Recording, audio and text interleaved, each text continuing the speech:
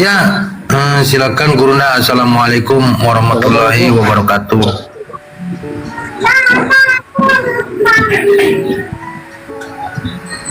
Halo, assalamualaikum. Assalamualaikum, Guru Najima.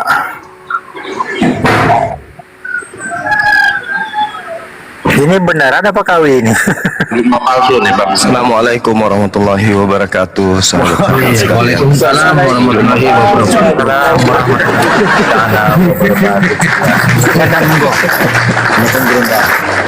Lanjut. Ya, maaf terkira palsu, oi. Ya, ini Bang Suma, ini Agus. Saya bilang mana Bang Suma? Ini Bang Suma nih. Nah, gua nggak mau tahu loh, Gus. Gua nggak mau tahu. Dia lagi bahas firman. Nggak tanggung jawab, aku mute, nggak tanggung jawab. Gua mute deh. Aku mute deh. Bang Suma. Aku ikut. Jadi begini, Bang Guma. Tadi kan Agus katanya bahwa nih sebab segala ini dari kejadian sampai wahyu. Nah, ketika aku bacain pengertiannya, jadi begini, Bang. Sebab segala dari kejadian sampai wahyu, ya firman itu adalah Allah kan.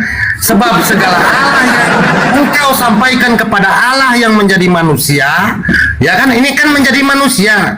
Kejadian 1:14 telah apa ini telah ini merujuk kepada sifat Allah yang menjadi manusia, sampaikan kepada mereka dan mereka telah menerimanya. Mereka tahu benar-benar bahwa bukan firman Allah, nih Allah, bahwa firman datang daripada firman. Nah, ini dia. Dan mereka percaya bahwa firman yang telah mengutus firman yang menjadi manusia. Nah, ini firman ini. Gus, gimana tuh Gus? Ayo Gus, tanggung jawab. Nah, tanggung jawab Gus. Tuh, ada Bang Suma tuh. Tadi aku bilang mana Bang Suma. Nah, Lanjut dong. Ya, sebenarnya kesalahan fatal yang telah dilakukan oleh orang Kristen secara berjamaah terstruktur, terencana, dan tertuyul. Kenapa? Karena menurut Yesus firman itu kekal, ya, firman itu kekal. Ini kenapa ada musik ya? Oh, sabar. Oke, lanjut Ki. Iya, contoh misalnya dalam Yohanes 12 nomor 49 dikatakan, sebab aku berkata bukan dari diriku sendiri. Ini berbicara mengenai firman, kalam. Tetapi Bapa yang mengutus aku, dialah yang memerintahkan aku untuk mengatakan apa yang harus aku katakan dan aku sampaikan. Dan aku tahu bahwa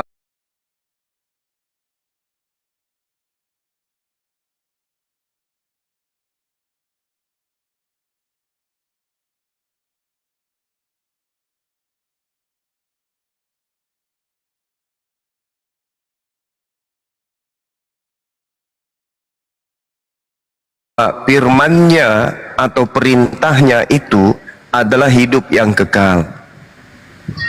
Jadi apa yang aku katakan, aku menyampaikannya sebagaimana yang difirmankan oleh Bapa kepadaku. Jadi firman mau sampai kapanpun itu adalah perkataan, kalimah yang berasal dari kalam. Yesus manusia 100% yang berasal dari kalimah. Yang kekal itu adalah kalimatullah. Perkataan Tuhan itu kekal, kalam Tuhan itu kekal. Yesus kekal kagak? Tidak, karena dia pernah mati dan akan mati lagi nanti. Jadi ini kesalahan fatal yang dilakoni oleh Kristen selama kurang lebih 2000 tahun, karena mereka ini menggabungkan antara agama, ajaran para nabi dengan ajaran para penyembah berhala, yaitu dia kawinkan ajaran Yahudi dengan ajaran Yunani, lahirlah Katolik, lahirlah Kristen. Nah, itu. Jadi asalnya itu di situ, sehingga untuk menobatkan Yesus yang adalah manusia menjadi Tuhan, penulis kitab Yohanes yang kita tidak tahu siapa penulisnya itu kemudian mencampur adukkan logos ini menjadi dewa. Inilah yang terjadi hari ini. Makanya orang Kristen itu sampai mati dia akan bingung terus. Apa itu firman? Apa itu Yesus? Apa itu kalimah? Apa itu perkataan? Apa itu Khalik? Bingung. Bingung. Makanya mereka tidak mendalami Bible. Karena mendalami Bible mengantarkan mereka keluar dari Kristen. Makanya mereka hanya ya imani aja, percayai aja doktrin dogma yang ada di gereja. Itu fakta. Makanya kalau berbicara mengenai firman, Yesus berkata lain, Kristen berkata lain.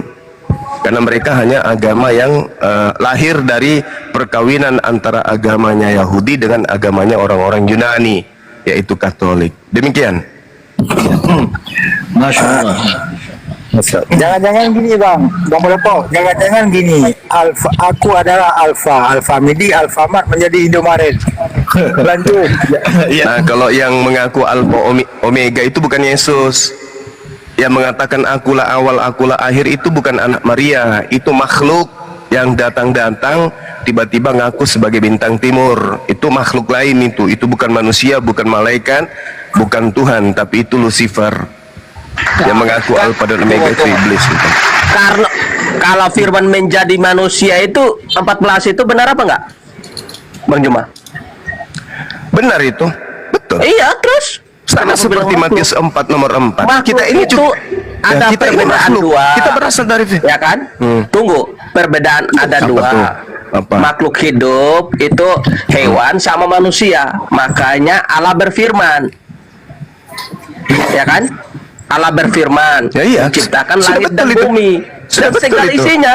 Iya, terus Iya betul, termasuk Yesus. Iya, Makanya kenapa bilang makhluk? Yesus itu makhluk. Kan firman Yesus itu menjadi makhluk. manusia. Kan udah jelaskan di Ya, firman. Sekarang saya tanya, Udah jelas. Ya. Ini bisa dialog nggak sih? Apakah Iya. Anda yakin dan percaya ucapan Yesus di dalam Matius 4 nomor 4, manusia semuanya tercipta berasal dari firman? Percaya enggak? Berasal dari firman. Ya. Yesus berasal dari mana? Iya. Yesus itu datang dari Allah, melalui dari Allah, Roh Kudus. melalui Roh Kudus. melalui firman. Roh Kudus, Bang Juma. Anda Roh Kudus. tadi Anda mengatakan firman Iya, itu Roh menjadi Kudus. manusia. Firman itu menjadi manusia. Iya kan tadi situ bilang makhluk, nggak tahu. Kamu nggak tahu ya kan? Benar? Jalan Tadi bilang belakang. di situ Ini nggak diskusinya tahu. kenapa kan? ini? Ngomong Iya, apa? kamu bilang Anda nggak ngomong tahu. sendiri. Ya, Gus. Apa Begini. Apakah Saya Anda- ngomong sama Bang Juma di situ tadi saya dengar gitu loh. Diam dulu. Yesus Gus. itu Makanya saya makhluk. ambil dari firman. Yesus itu makhluk. Yesus itu makhluk. Percaya atau tidak? Makhluk itu saya Anda jangan gila dong. Jangan pamer kegilaan, memalukan. Gimana Yesus itu kebenarannya makhluk. kita dapat. Yesus itu makhluk. Mampus kau ke gereja, colok pantatnya King Rikar, bapak angkatnya siapa Topi. Di dalam 1 Korintus 15:48, Yesus adalah makhluk yang sama dengan makhluk-makhluk surgawi. Gak bisa Anda lolos karena kalian itu adalah penganut agama pagan. Kristen itu agama pagan. Kalau ada pendeta di Indonesia yang mau berhadapan langsung dengan Bang Suma, silakan. Saya akan buktikan, saya akan paparkan melalui Bible, melalui Al-Quran, Kristen agama paganisme yang membungkus diri dengan ajaran Yahudi. Makanya ada aksesoris bernama Perjanjian Lama. Itu aksesoris untuk menutupi bahwa agama Kristen itu adalah agama paganisme. Titik. Siapa yang mengatakan itu? Zulkifli Emabas Official. Ada yang keberatan? Lapor. Kita ketemu, kita buktikan. Kalau Kristen selama ini penyembah makhluk. Selesai kan? Masya Allah. Jadi begini Bang Suma, saya juga agak membingungkan mereka ini kan. Dalil-dalil yang sudah eksplisit ya, eksplisit primer lah ya, tentang siapakah Yesus itu sebenarnya. Lalu dipatahkan oleh dalil-dalil yang sifatnya sekunder. Contoh di John 1:1. Ya. Itu gimana tuh? Disebabkan karena makhluk berbisik kepada Paulus. Apa yang dikatakan oleh makhluk tersebut kepada Paulus? Di manakah orang berkhidmat? Di manakah ahli Taurat? Di manakah pembantah dari dunia ini? Bukankah Theos telah membuat hikmat dunia ini menjadi kebodohan? Makanya ajaran mereka diajarkan wajib hukumnya bodoh dulu. Tak boleh mendalami Bible pintar, nggak bisa. Harus bodoh dulu berdasarkan 1 Korintus 1 nomor 20. atau 1 Korintus 1 nomor 19. Wajib hukumnya bodoh, wajib hukumnya goblok, wajib hukumnya tolol kalau mau belajar tentang kekristenan. Siapa yang mengatakan itu? Zulkifli Mapas Official. Tidak mau terima, lapor, kita ketemu di situ. Sederhana bukan? Oke Bang, kita sapa dulu Kepas. Kepas, selamat siang. Selamat siang Pak Ustadz, selamat siang Bapak-bapak sekalian. Ya, Pak Kepas. Bos, atur dulu aku dengan Bang Suma nih. Bisa? Oke, bisa. Jadi kita gantian aja ya. Silakan Bang ditanggapi topik kita John 17:8 karena disinilah yang melenceng ajaran itu ketika firman itu dikatakan bahwa ya Allah itu sendiri. Lanjut, ditanggapi dulu Bang King. Lanjut. Gini ya, aku kasih tahu dulu ya. Yesus itu gini dulu ya. Saya dari awal dulu ya. Bapa ya, Kristen menyembah satu Tuhan, yaitu Bapa yang Esa, yang Unat ya, yang tunggal adalah Bapa sebagai pencipta. Bapa ini mempunyai firman. Firman itu adalah perkataannya Bapa. Kalam ya, perkataannya Bapa. Firmannya itu menjadi manusia, mengambil wujud manusia dalam diri Yesus. Jadi Yesus adalah firmannya Bapa ya, mengambil wujud manusia. Di Yohanes 1 ayat 14. Jadi Yesus adalah firmannya Bapa, perkataannya Bapa yang jadi manusia. Jadi Yesus adalah firman yang hidup. Firman yang hidup, bukan firman hasil ciptaan, bukan. Gitu Bang. Jadi Yesus itu firman yang hidup. Jadi kalau dikatakan segala firman yang telah kau berikan kepada aku, telah aku sampaikan kepada mereka. Jadi firman itu, firman yang hidup itu sebagai utusan menyampaikan, menerima firman dari Bapa sebagai pencipta dan disampaikan kepada murid-muridnya, kepada semua orang. Maksudnya gitu Bang. Silakan Bang Suma. Ya, baik. Kalau berbicara mengenai firman, di dalam Mazmur 33 nomor 9 itu sudah sangat jelas. Fungsi firman itu kayak apa pada diri Tuhan. Dan juga dalam Yesaya 55 nomor 11, siapa firman pada diri Tuhan? Firman yang adalah kalam, yang kemudian merupakan sifat yang melekat pada diri Tuhan, adalah kemampuan, kemahaberkataan Tuhan. Itu disebut kalam. Sedangkan kalimah atau firman itu adalah sesuatu yang keluar dari Tuhan sesuai dengan kehendak Tuhan, hendak menjadi apa, kemudian hasil daripada kalimah yang berasal dari kalam Tuhan. Ide, gagasan melekat pada diri Tuhan. Ide, gagasan ketika ingin diciptakan, diaktualisasikan menjadi sesuatu yang baru dari diri Tuhan, maka Tuhan berfirman. Baca Mazmur 33 nomor 9, Yesaya 55 nomor 11. Makanya Yesus ketika dia datang, ucapan beliau sangat jelas. Ya Bapakku, jikalau engkau mau, ambillah cawan ini daripadaku, tetapi bukan kehendak aku, melainkan kehendakmu yang terjadi. Di situ jelas ada dua kehendak. Dua kehendak.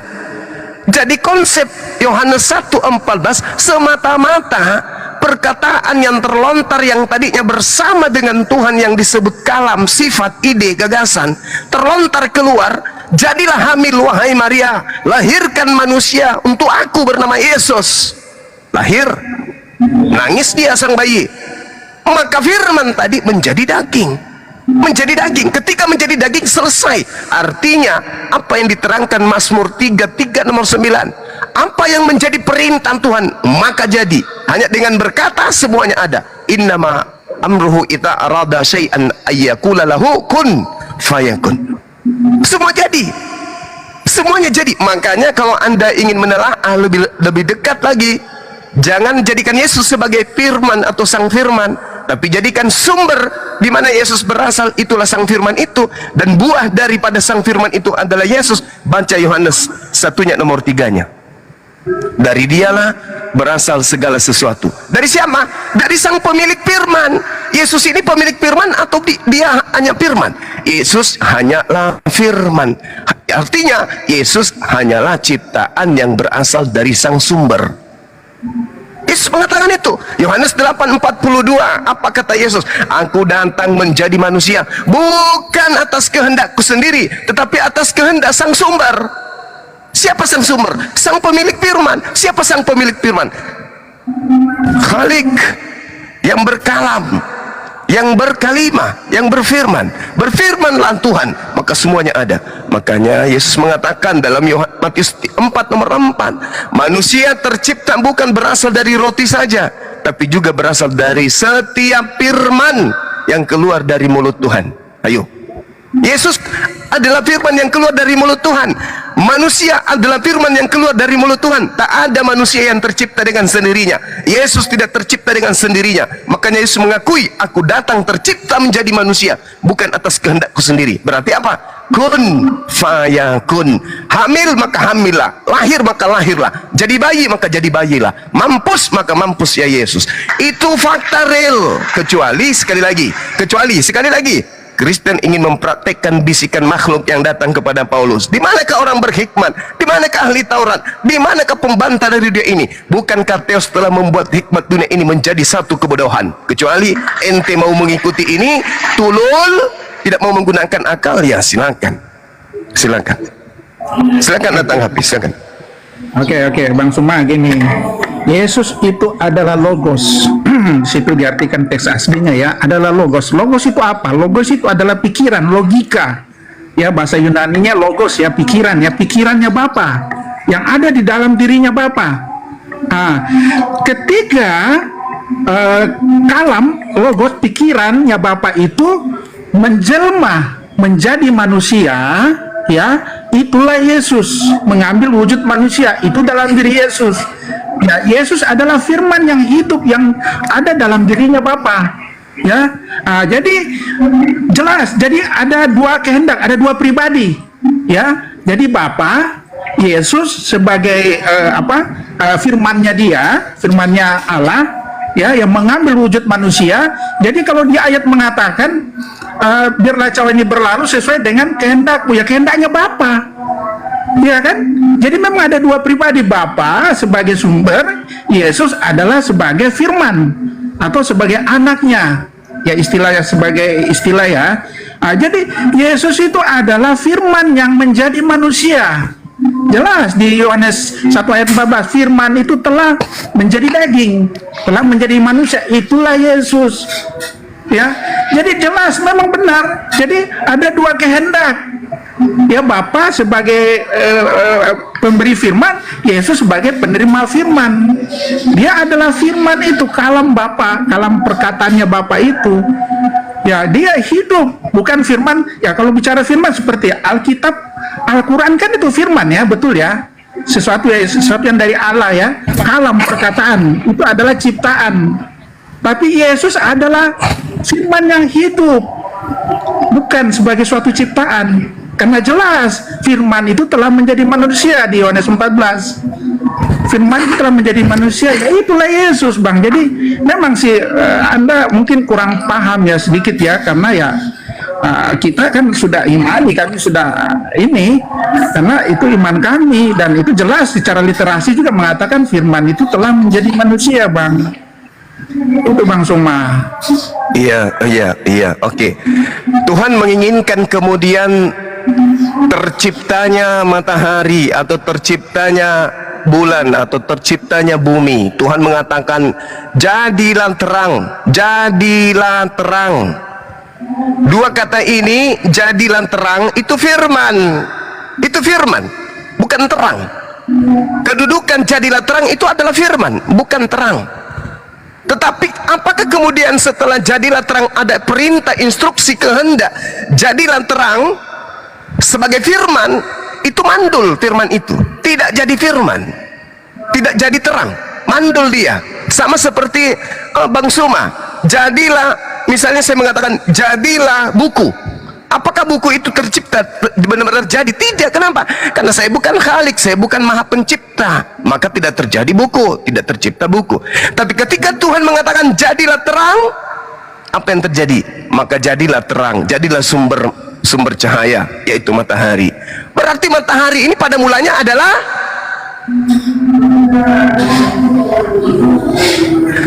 hari ini pada mulanya adalah Firman. firman. Sederhana kok itu. Makanya Bible,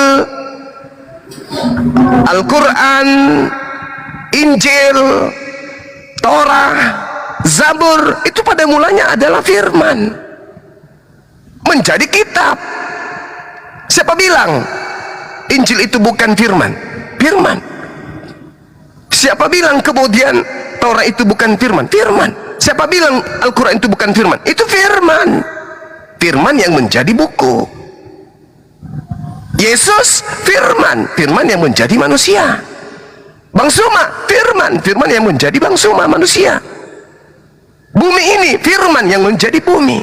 Segala sesuatu berasal dari firman. Mana di Al-Quran? Innama amruhu ita arada syai'at. Di mana di dalam Bible? Sederhana. Yohanes 1 nomor 3.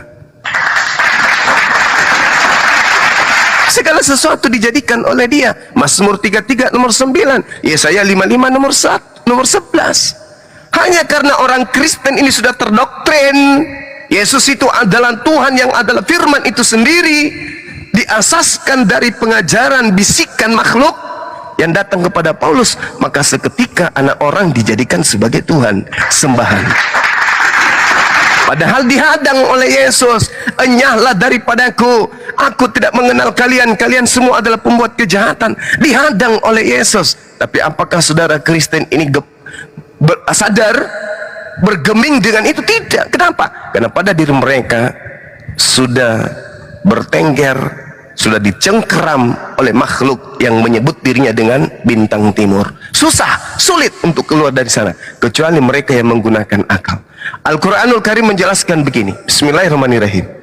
Wala tad'u ma Allah ilahan akhara la ilaha illa huwa kullu syai' halikun illa wajha lahul hukmu wa ilaihi turja'un. Dan jangan pula engkau sembah Tuhan selain daripada Allah. Tidak ada Tuhan yang berhak disembah selain Dia. Segala sesuatu pasti binasa kecuali Allah. Yesus binasa, ya. Segala keputusan menjadi wewenangnya, ya. Dan hanya kepadanya kamu dikembalikan. Di mana Yesus diceritakan binasa? Di dalam kitabnya saudara Kristen. Tertulis di manakah dia itu? 1 Korintus 15 nomor 28. Tetapi segala sesuatu telah ditaklukkan di bawah Yesus, maka ia sendiri sebagai utusan Tuhan, sebagai anak Tuhan, sebagai hamba Tuhan, akan menaklukkan dirinya sendiri di bawah Tuhan yang telah menaklukkan segala sesuatu di bawahnya, supaya Allah menjadi semua di dalam semua. Jelas. Yesus pun takluk, Yesus pun dibinasakan. Hanya ada satu yang tidak binasa, yaitu Allah. Kullu syai' haliku illa wajha. Segala sesuatu binasa kecuali hanya Allah. Yesus binasa, Yesus menaklukkan diri kemudian, dan hanya ada tinggal Allah saja. 1 Korintus 15 nomor 28.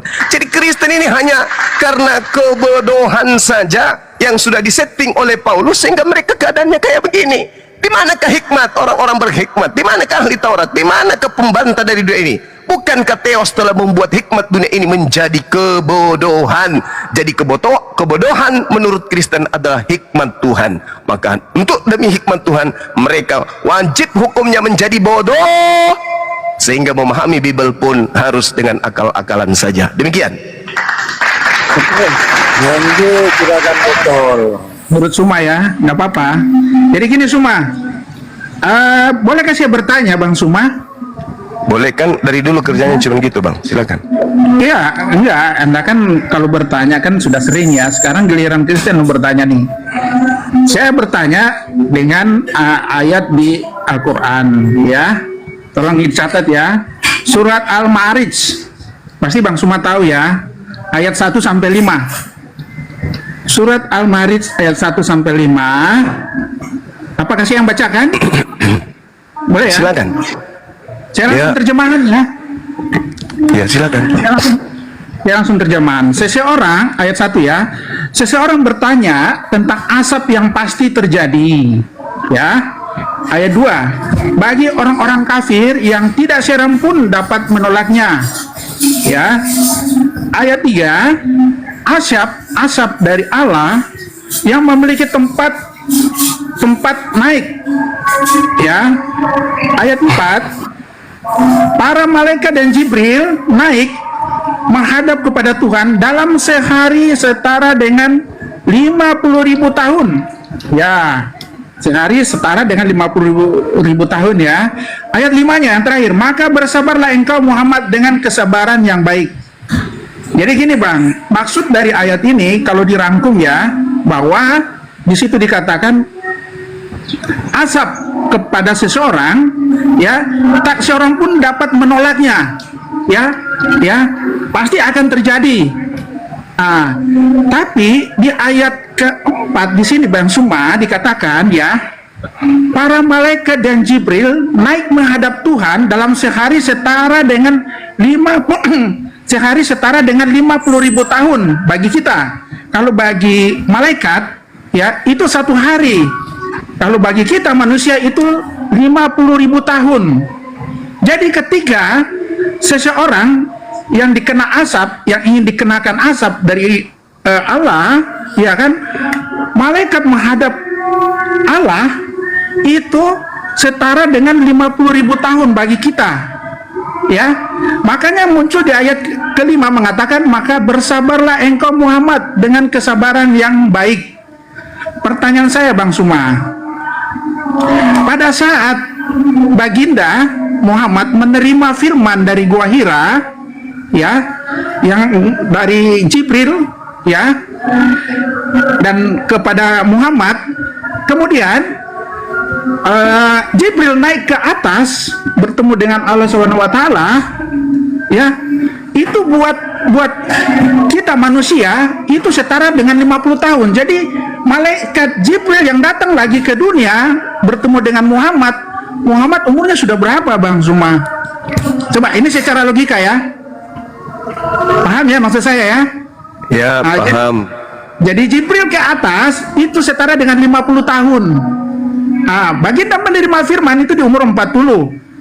Jadi setelah Baginda menerima firman dan Jibril kembali ke dunia bertemu dengan Muhammad, Baginda umur berapa Bang Suma? Coba Bang Suma. Ini pakai logika, silakan Bang Suma. Oke, baik. Jadi yang pertama yang Anda pahami di sini, hitungan manusia dengan hitungan Tuhan. Nah, ini menggelikan ya.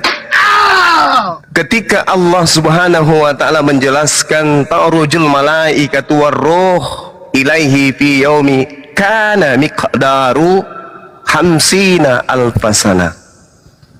Para malaikat Jibril menghadap kepada Tuhan dalam sehari. Dalam sehari loh. Sudah dijelaskan di situ. Dalam sehari dengan setara 50.000 tahun. Hitungan manusia. Sekarang permasalahannya ketika kemudian penerima penyampaian wahyu ini jelas yang menghendaki adalah Allah.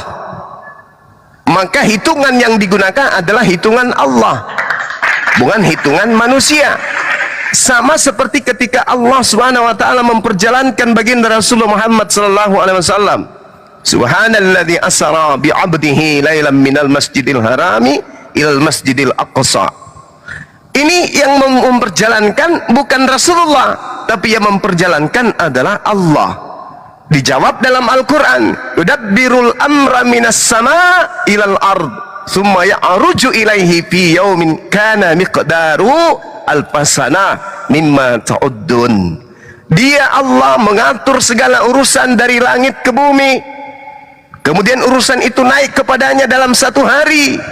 Coba, dalam 1 hari urusan di atas muka bumi ini bagi Allah hanya sehari kadarnya adalah 1000 tahun menurut perhitunganmu. Menurut perhitungan manusia 1000 tahun, menurut perhitungan malaikat 50.000 tahun, menurut perhitungan Tuhan Allah hanya sehari. Jadi urusan pewahyuan kepada baginda Rasulullah Muhammad SAW itu adalah urusan Allah, itu adalah kadar Allah. Maka yang berlaku pada masa itu adalah kadar Allah. Kalau hitungan manusia kita dalam pandangan Allah itu hanya sekian detik saja selesai. Kenapa? Karena bagi Allah segala urusan langit dan bumi itu hanya sehari kadarnya. Al-Quran mengatakan itu, yudabbirul amra minas sama ilal ardi thumma ya'ruju ilaihi fi yaumin kana miqdarul alfasana. Jelas itu Al-Quran, surah As-Sajdah ayat 5. Jadi Anda tidak bisa kemudian mengukur Nabi Muhammad berapa usianya. Hai, pewahyuan itu adalah urusan Allah, maka hitungan yang dipakai adalah kadar yang ada pada diri Allah. Dia mengatur segala urusan dari langit ke bumi, kemudian urusan itu naik kepadanya dalam satu hari yang kadar lamanya adalah 1000 tahun menurut perhitunganmu. Kalau perhitungan kita memang 1000 tahun, tapi perhitungan Allah itu hanya sehari. Makanya Nabi Isa atau yang kalian sebut Yesus itu, kenapa dia tidak mati disalib? Karena dia diselamatkan oleh Allah ke langit. Jadi usia Yesus atau Isa di langit hari ini baru 2 hari hitungan Tuhan. Yesus di atas langit itu baru 2 hari hitungan Tuhan. Makanya dia masih hidup. Jadi nanti dia turun ke muka bumi ini masih hidup. Kenapa dia harus turun? Karena dia harus mati di bumi, bukan mati di langit. Jadi bagi Allah, Yesus itu usianya di langit baru 2 hari. Itu adalah hal kecil bagi Tuhan. Demikian. Oke, cuma mengikuti pikiran Anda mengatakan itu kan pikiran hitungan Allah ya, yang dipakai ya. 1 hari ya, 1 hari aja. Tapi kalau hitungan kita manusia itu sama dengan 50.000 tahun. Itu dicatat Malaikat 50.000 itu. tahun. Itu Ya. malaikat. Ya, malaikat. Malaikat kalau bertemu dengan Allah. Malaikat bertemu dengan Allah itu hitungan Allah itu kan 1 hari. Ya. Hitungan Allah dengan malaikat 1 hari. Tapi hitungan kita manusia itu 50.000 tahun. 50.000 tahun. Kita pakai logika ini Bang Suma ya. Bang Suma kan sering pakai mengatakan harus sesuai dengan logika. Jadi waktu baginda, ya ini logika aja sederhana nih, menerima wahyu itu di umur 40 tahun, ya kan? Terus dikatakan di ayat itu 1 hari ya untuk Jibril menghadap ke Allah itu 50.000 tahun. Jadi yang kita tadi kan Bang Suma memakai hitungannya Tuhan Allah, emang udah benar hitungannya Allah 1 hari aja Jibril naik turun ke atas. Tapi kita manusia ini kan baginda kan manusia, dia menerima wahyu nih ya diterima dari Jibril, ya kan? Kemudian Jibril datang lagi ke bawah, itu kan 50.000 tahun lagi hitungan manusia. Ya kan? Makanya muncul ayat kelima mengatakan bersabarlah engkau Muhammad. Itu. Jadi ada kata bersabarlah engkau Muhammad. Jadi begitu lamanya. Oke lah, nggak usah hitung sampai 50.000 tahun lah. 1000 tahun aja lah. Ya. Kalau Anda mengartikan pakai itu alegoris atau gimana, karena ada muncul ayat terakhir ya, di ayat kelima mengatakan bersabarlah engkau Muhammad. Ya, karena di situ kan ayat ini ditujukan sebenarnya itu kepada orang yang kafir ya, untuk yang menerima azab ya, karena azab itu kan sesuatu yang lama gitu kan, lama ya, orang bisa kena azab itu. Dijelaskan di situ karena 1 hari sama dengan 50.000 tahun baru dia bisa kena. Wah, sampai mati dong orang itu baru dapat azab. Ya gitu Bang, ini logika sederhana aja nih Bang Suma. Coba menurut Anda gimana itu 50.000 tahun? Ya kita pakai hitungan manusia juga. Karena kan baginda kan manusia. Ya kan? Kalau Jibril dengan Tuhan kan 1 hari ya, tapi beliau menerima firman itu masa 50.000 tahun? Nggak usah lah 100 tahun aja lah. Atau ada penafsiran lain yang dimaksud dengan itu? Silakan dulu Bang Suma. Oke. Di Jakarta ada orang yang menunggu barang berupa sepeda. Ada 2 kurir dari Makassar. Kurir yang pertama menggunakan kapal laut. Kurir yang kedua menggunakan pesawat. Bagi hitungan sang penunggu, ini barang saya ini nyampe, karena bagi penunggu ini adalah kapal laut. Ini barang saya nyampe 3 hari ini. Tapi ada kurir yang jauh lebih hebat yang mengantarkan sepeda barang yang ditunggu oleh sang penerima hanya dalam waktu 2 jam. Tiba di rumahnya, tok tok tok tok. Assalamualaikum, waalaikumsalam. Dari mana bang? Dari Makassar. Buat apa? Antar sepeda yang anda pesan. Loh, kok bisa? Hitungan saya 3 hari loh. Ya itu hitungan ente. Tapi hitungan saya itu hanya 2 jam. Sampai sini paham? Ente yang menunggu 3 hari, tapi bagi saya 3 hari itu hanya 2 jam. Nih sepedamu. Itulah yang terjadi kepada baginda Rasulullah. Hitungan Rasulullah 1000 tahun, tapi bagi Allah itu cemen, itu kecil, itu urusan hanya kadarnya 1 hari bagi Allah.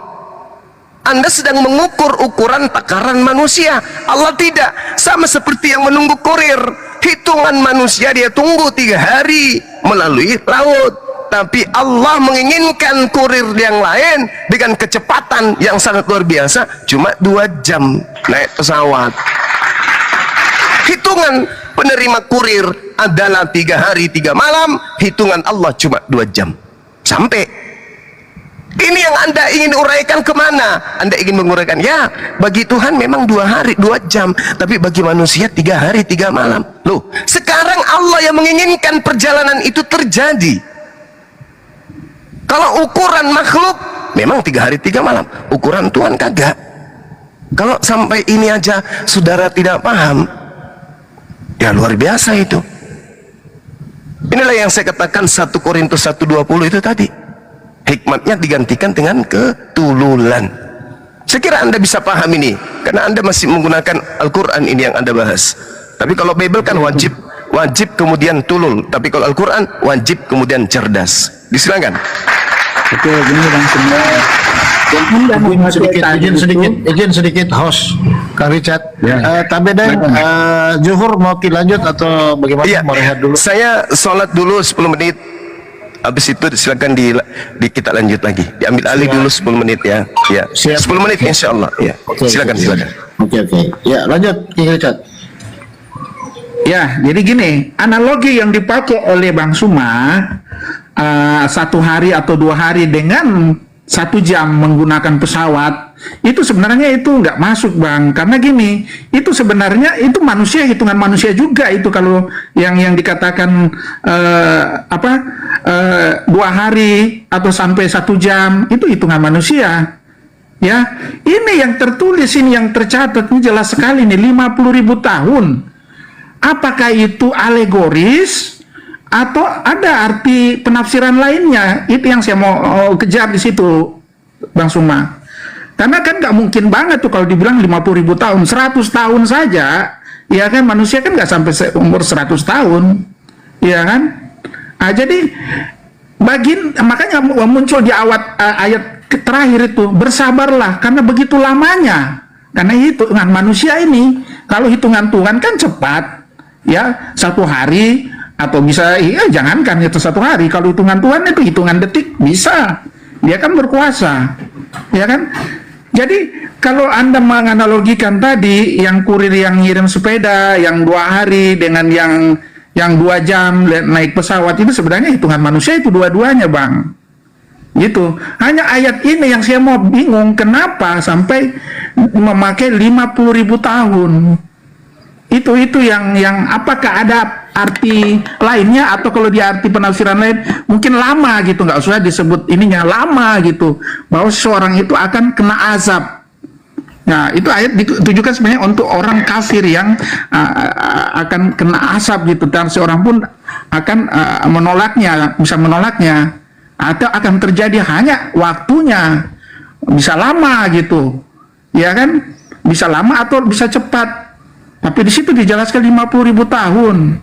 Wah, itu suatu hitungan manusia itu terlalu jauh gitu, nggak sesuai dengan akal, atau ada penafsiran lain, nggak diartikan secara literasi bahwa itu betul-betul 50.000 tahun. Kacau lah kalau 50.000 tahun, ya kan? Ya gitu aja dulu bang. Oke, kita sapa dulu sebelum saya rehat dulu. Bang Ardiansa, Assalamualaikum warahmatullahi wabarakatuh. Waalaikumsalam warahmatullahi wabarakatuh. Lanjut. Iya. Tapi Ardiansa, bantu jawab dong. Apa aku masih makan? saya juga mau rehat. Tapi mungkin ada yang mau menambahkan sedikit, Bang Paulus mungkin. Bang Paulus Moe.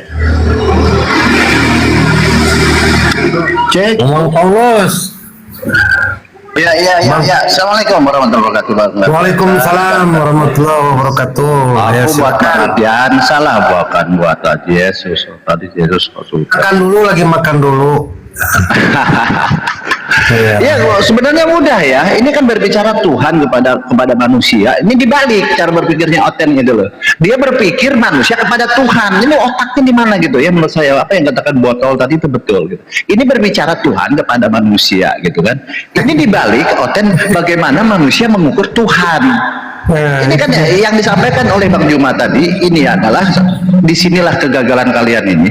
Kalian mengukur manusia kepada Tuhan. Ini berbicara Tuhan yang sedang memberi firman, menyampaikan firman kepada manusia melalui malaikat Jibril, itu dibalik oleh Oten. Manusia yang seolah-olah datang kepada ini gitu loh. Ini Tuhan memberikan firman melalui malaikat Jibril. Itu sederhana loh kalau menurut kita. Jadi tidak ada yang sulit buat Tuhan gitu. Kalau diukur manusia, oh sekian lama sekian. Ini yang ditarik oleh teman kita Bang Richard ini mengatakan kalau ukuran manusia ini kan nanti 1000 tahun. Ini manusia mengukur Tuhan gitu loh. Oh lucu gitu loh. Dia kita ukur sekarang Tuhan sedang memberikan sesuatu kepada manusia, mudah bagi Tuhan. Itu aja sih sebenarnya. Iya. Iya, masa silakan. Tuhan dikritik? Gimana sih Bang King? Masa Tuhan dikritik sama ciptaannya gimana sih? Ini kita kajian lah, anggap ini kajian kan, ya kan, diskusi lah. Iya, diskusi Ada betul. ayat-ayat yang kita nggak paham gitu kan secara literasi, mungkin ada arti penafsiran di luar itu yang lebih tinggi gitu, karena kalau dibilang 50.000 tahun, waduh, 100 tahun aja manusia syukur-syukur bisa hidup. Betul itu udah disampaikan udah disampaikan Bang. Itu cara orang mengukur dari manusia, tapi kalau bicara ukuran Tuhan beda gitu loh Bang. Ya, benar. Kita lanjut kepada firman tadi itu loh Bang. Saya lebih tertarik kepada firman tadi. Sebentar dulu. Oke, silakan. Kita ini dulu, pertajam sedikit dulu ya. Di ayat 4, para malaikat dan Jibril menghadap kepada Tuhan dalam sehari setara dengan 50.000 tahun. Ya kan? Jadi jelas ada bagiannya. Jadi Jibril dengan Tuhan itu 1 hari. Nah, kita bagiannya kita kalau 1 hari itu setara dengan 50.000 tahun gitu Bang. Jibril dengan Artinya, Tuhan. Maksudnya gimana Jibril dengan Tuhan? Berarti Tuhan itu juga memerlukan waktu. Ardiansa, dengar dulu. Ya, Anda bilang menghadap tadi ke Jibril dengan Ya Tuhan. Allah, dengar di sini ayat 4. Jibril menghadap ke Allah ya, itu 50.000 tahun. 1 hari. Ya 1 hari. Itu 1 hari kalau Jibril 1 hari. Kita di sini 50.000 tahun. Ya kan? Ya, Sama terus? dengan manusia ini ya ke bulan. Ya bulan itu hitungannya jaraknya berapa kilometer itu, berapa hari kita bisa sampai ke bulan melalui pesawat luar angkasa. Ya kan? Terus? Nah, kalau bagi Jibril itu kan nggak sampai, bisa hitungan detik, 5 detik. Jibril Allah bisa sampai cepat. Nah, tapi hitungan kita manusia, ya kan? Itu lama. Nah, kayak gitu. Iya, terus Bang. kenapa emang? Kalau lama kenapa? Anda gimana? Menurut saya. Nah, Menurut saya ya nggak apa-apa. Gimana apanya? gini, aku ulang lagi ya. Masa nggak boleh? Nah, dengar ya, Aryansa, Baginda umur 40 tahun, ya, menerima wahyu di Goa Hira, ya kan, yang disampaikan oleh Jibril, ya kan. Terus Jibril menghadap ke Allah SWT, itu kan cuma 1 hari. Nah, tapi kalau yang kita rasakan, itu sama dengan 50.000 tahun. Ya, Jauh lama gitu. Jadi Jibril balik ke dunia lagi, ketemu Baginda, menghadap ke Baginda untuk wahyu berikutnya. Itu kan Baginda sudah umur berapa? Ya, oke. Ditambah dengan 50.000 tahun gimana? Ini Oke. hitungan manusia. Udah selesai? Ya, silakan. Yang pertanyaan saya, yang memperjalankan Rasulullah kepada Allah siapa? Yang memperjalankan? Siapa? Malaikat atau Allah? Yang mengatakan itu Ardiansa. Malaikat Malaikat diutus Berarti kepada Rasulullah naik malaikat gitu. Malaikat turun ke dunia ketemu baginda itu kan cuma 1 hari. Sebentar Ardiansa, kamu Ini bertanya, pertanyaan, aku jawab. ini katanya mau Kamu jangan jawab aku. bertanya pendek dong, santai Ya saya aja. bertanya pendek, saya Jadi bertanya pendek. perjelas. Nggak perlu, nggak Ya perlu. kan? Nggak Jadi perlu. Dengerin dulu jelas, aja. dia Dengerin itu dulu, sama dengerin dengan dulu. 50.000 tahun. Dengerin dulu. Ya, makanya Dengerin coba. dulu. Ini cukup jawab pertanyaan saya secara pendek gitu loh.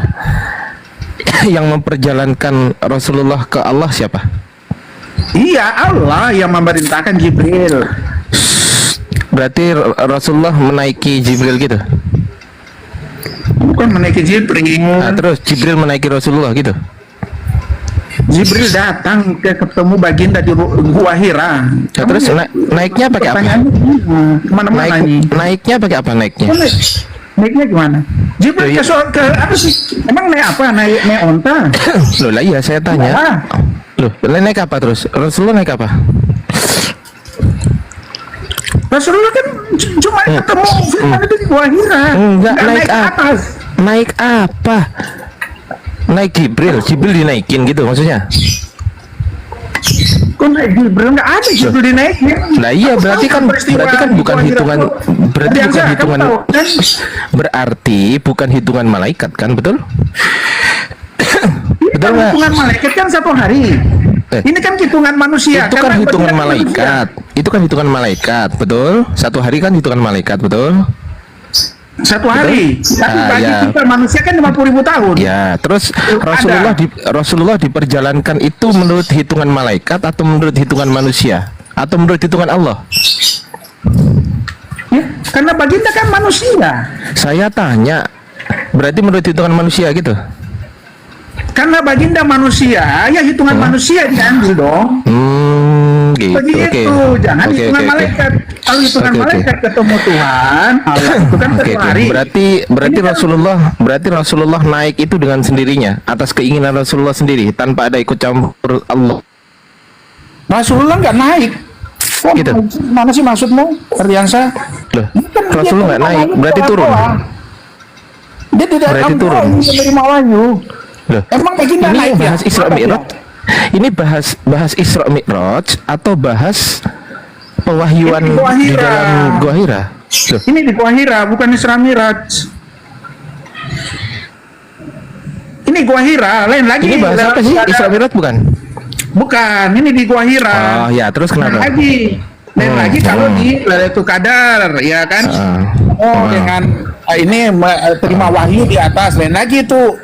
Oh ya. Nah, kalau itu dia pakai apa itu ya? Burung ya, apa kan namanya? Ya Terus, kan? terus, Nah, terus. itu, Intinya kalau di Anda mana? bertanya itu bisa jadi karena ya memakai kendaraan Allah. Karena Ya, itu maaf bisa dulu. jadi. Tapi kalau yang di Gua Hira enggak, dia menerima Oh, wahyu gitu. langsung. Santai Gitu teman. Bang Ardiansa. Saya ingin sedang bermain-main dulu. Sabar ya teman-teman ya. Oke. Jadi masalahnya di mana tuh? Malaikat Jibril naik turun gitu maksudnya. Terus Rasulullah kok nggak tua-tua gitu karena 50.000 tahun gitu ya? Gini asal tahu asal ayatnya ini ya. Ayat ini diberikan kepada orang kafir nih yang menantang Ayat yang Allah. mana? Itu makanya buka Ayat yang Al-Ma'arij mana? ayat Al-Ma'arij ayat 1 sampai 5, ya kan? Al-Ma'arij. Ayat di, Ya baca. udah ya, aku baca tunggu ya, nggak apa-apa. Ya, baca. Hitungannya. Ini. Tunggu ya. Seseorang bertanya tentang asap yang pasti terjadi, ya. Bagi orang kafir tidak seorang pun dapat menolaknya. Ya ayat itu lah. Asap dari Allah itu memiliki tempat naik, ya. Ayat 4, para malaikat dan Jibril naik menghadap kepada Tuhan dalam sehari setara dengan 50.000 tahun. Makanya muncul itu kan di luar nalar, ya kan? Nah, kemudian di ayat 5-nya diperjelas lagi. Maka bersabarlah engkau Muhammad dengan kesabaran yang baik, karena memang lama. Apakah itu arti secara literasi 50.000 tahun atau ada penafsiran lain? Literasi. Literasi, literasi. Literasi. Sekarang penafsiran yang Ya, Anda teman-teman di bawah makanya sabar ya. tanya. Sabar ya teman-teman di bawah ya. Sabar ya. Saya sedang pemanasan dulu ya. Ya, gimana?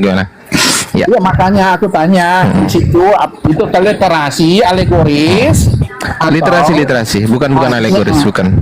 Iya, makanya diartikan coba. Menurut Anda gimana? Itu yang aku coba bertanya ke Masalahnya apa gitu loh? Masalahnya apa gitu loh?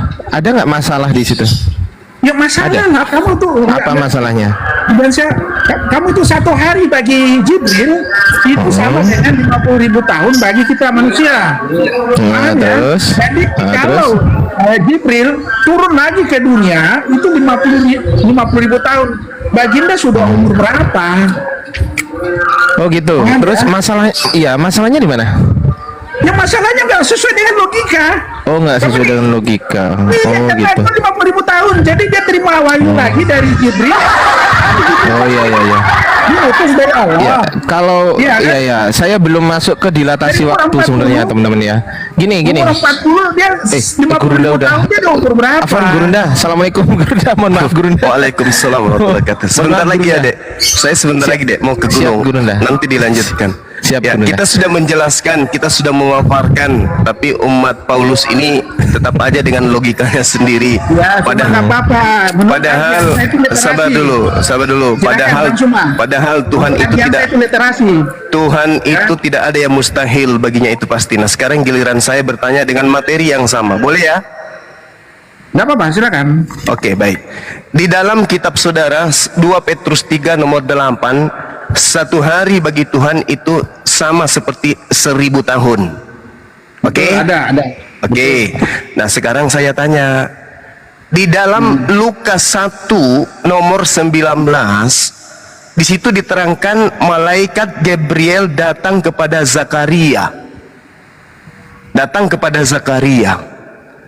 Nah, di bulan ke-6 Gabriel naik lagi ke langit, kemudian turun lagi berurusan dengan Maria. Berapa jarak usia antara Zakaria dengan Maria? Jawab. Nah, gitu. Ya. Begini, Suma. Ya, Di situ silakan. kan tidak ada ayat penjelasan 1 hari sama dengan 50.000 tahun. Itu Tidak ada. dikatakan 1000 tahun. 1000 tahun.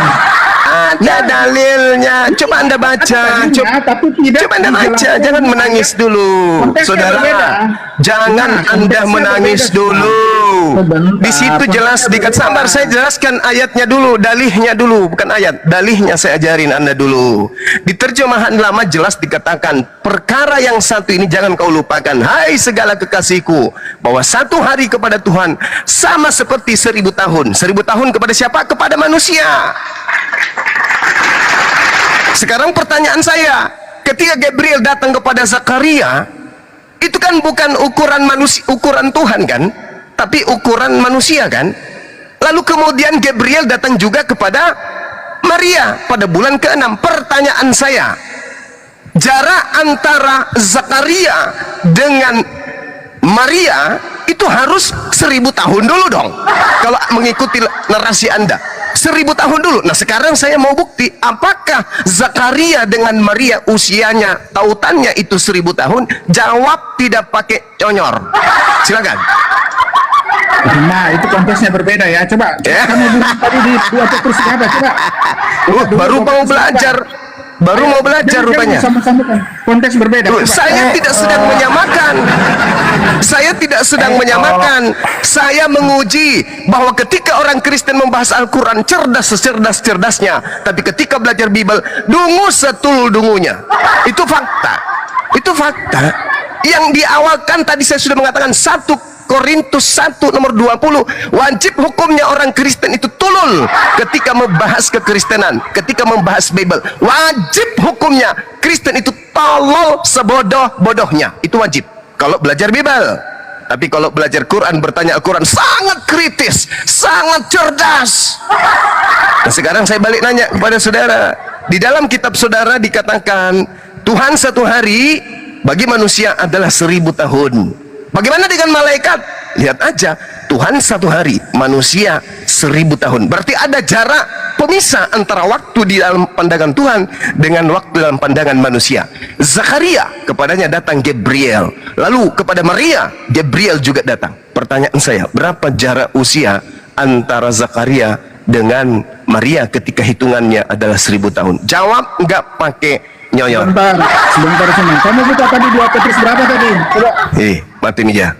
Kamu buka dulu 2 Petrus berapa yang kamu sebut tadi? Tadi lincah Al-Hijr langsung ketemu. Enggak, kita kan bicara dalil nih. Coba. Berarti selama ini Anda hanya Al-Ma'rij apa?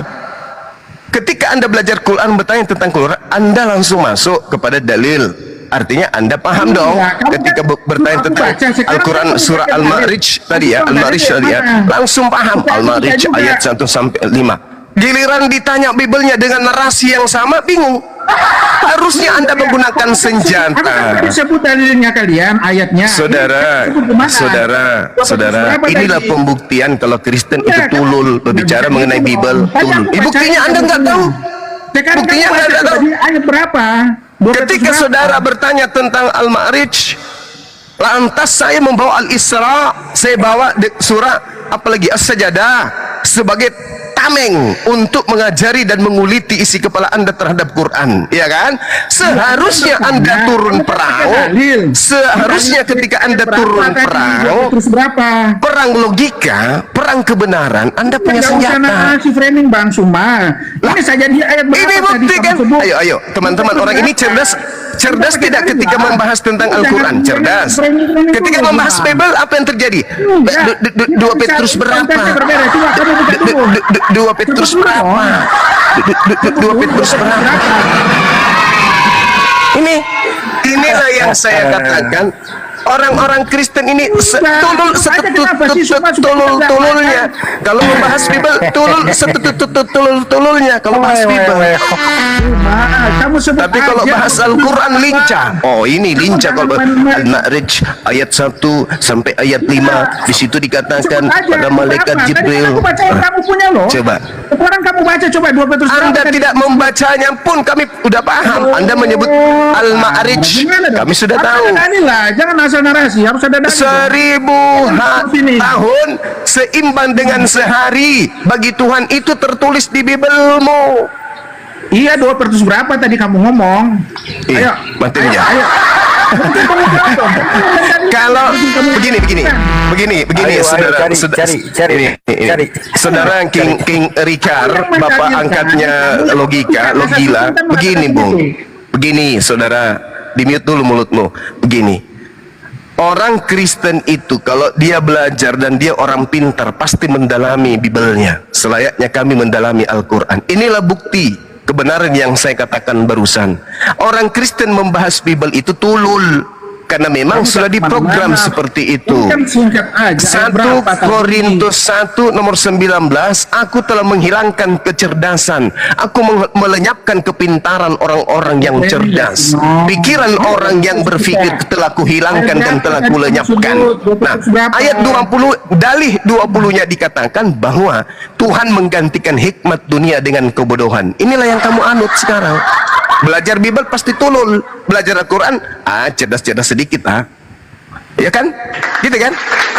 Tapi giliran bahas Bible tulul. Udah disampaikan bagi Tuhan dalam Bible 1 hari serara dengan 1000 tahun. Masih bertanya 2 Petrus berapa, 2 Petrus berapa, 2 Petrus. Berarti selama ini Anda tidak mendalami Bible. Itu bukti. Kamu bisa hafal semua juga ayat kalian? Enggak juga kan? Tapi ketika Anda bertanya tentang Al-Quran, minimal kami paham, minimal kami langsung tahu. Ini ratusan ribu ayat ini loh. Ratusan ribu ayat.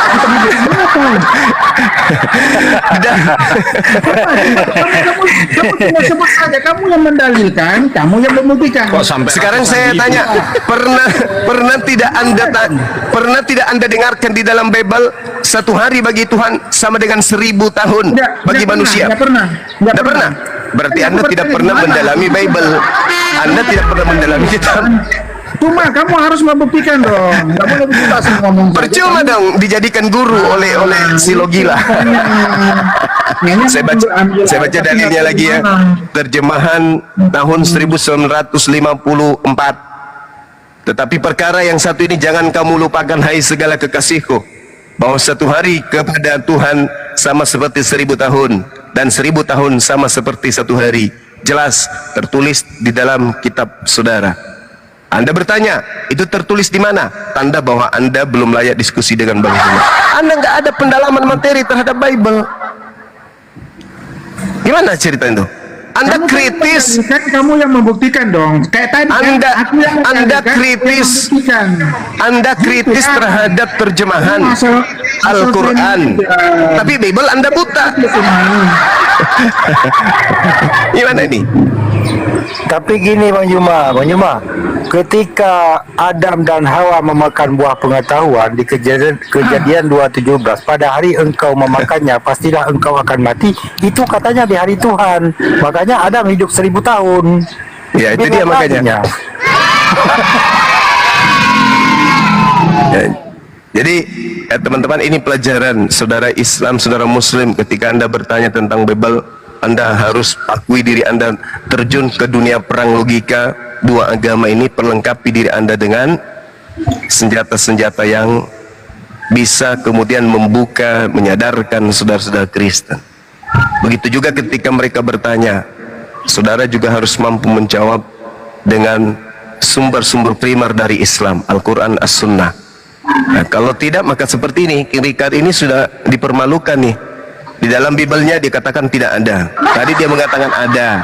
2 Petrus katanya. Nah, terus ditanya tidak ada. Dia nyebut 2 Petrus, tapi sekarang dia mengatakan tak ada. Percuma dia jadi bapak angkat daripada si Topi ke begini caranya. Gimana? Murtad setengah-setengah Topi dibuatnya. Allahu Akbar. Oke, Dinda Ardiansa mungkin bisa dilanjut. Saya main gitar dulu. Lanjut aja Gurunda. Kita nyimak Gak Gurunda. bisa.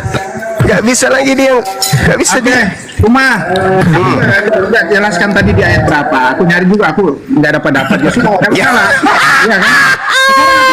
Sekarang aku bertanya. Jujur dia, jujur dia. Saudara-saudara, sabar dulu.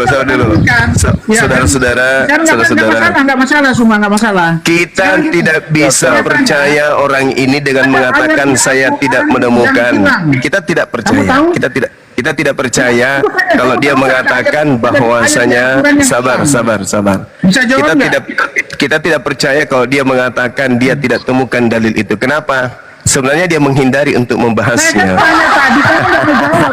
Karena kapan malu? Dia pasti malu. Dia pasti malu. Karena saya sudah siapkan 1 Samuel 18 nomor 10. Keesokan harinya roh jahat yang berasal dari Theos diutus untuk menguasai Saul. Itu butuh berapa tahun dari langit ya turun ke bumi untuk menguasai Saul. Ini 1000 tahun. Pertanyaannya, Saul ini usianya berapa tahun rupanya hidup? Mampus, ya kan? Kemudian Gabriel datang kepada Zakaria, datang kepada Elizabeth, datang kepada Simeon, datang juga kepada Maria, datang juga kepada Yesus. Lalu bagaimana caranya? Ketika dia memberikan kekuatan kepada Yesus, butuh berapa tahun? Sedangkan Yesus usianya cuma 33 tahun. Ya. Makanya saudara Rikard mengatakan, aku tidak menemukan dalilnya di Bible. Ini apa-apaan? Tidak ditemukan katanya. Padahal Bible-nya sudah jelas sekali itu. Terjemahan lama, terjemahan baru, terjemahan samping, terjemahan kiri, kanan, atas, bawah. Hoi, semua menyatakan itu. 1 hari sama dengan 1000 tahun. Nah ini tepuk tangan dulu, dia sudah keok.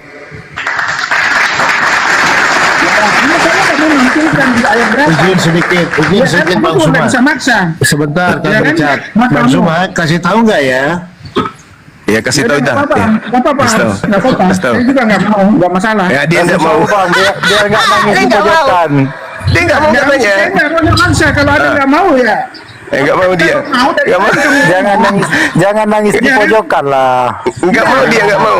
Enggak mau, kenapa enggak mau? Nah, tapi kamu nggak mau kasih, ya udah nggak usah. Aku nggak maksa. Kenapa? Sekarang aku katanya. Merajuk. Itu semua ya. Dua ayat yang bilang di Al-Quran. Kamu bisa jawab nggak? Enggak mau. Ada Tolong dua ayat tunjuk. yang bilang di Al-Quran. Coba bisa jawab. Oke, Ayo, oke, silakan, kalau berani. oke. Tunjukkan dua ayat yang tadinya ada dan sekarang sudah nggak ada. Silakan. Oke. Kamu pernah dengar nggak? Aku tanya. Sekarang aku Iya. tanya lagi. Cuma, Mati meja. Ya. Ya, Anda menuduh ada dua ayat yang hilang. Nah, sekarang tunjukkan dua ayat itu yang tadinya ada sekarang nggak ada. Silakan. jadi yang sekarang nggak ada. Tidak dimasukkan. Lalu bagaimana Anda mengatakan ada sesuatu yang hilang? Bagaimana Anda bisa menarasikan ada sesuatu yang hilang, tapi ternyata sesuatu itu tidak pernah ada? Ini kritisnya terhadap Quran itu hebat kali. Nanti ku tanya juga, dari mana asalnya ayat ini muncul tiba-tiba di Bibelmu? Mampu enggak? Gini, maksudnya gini semua ya.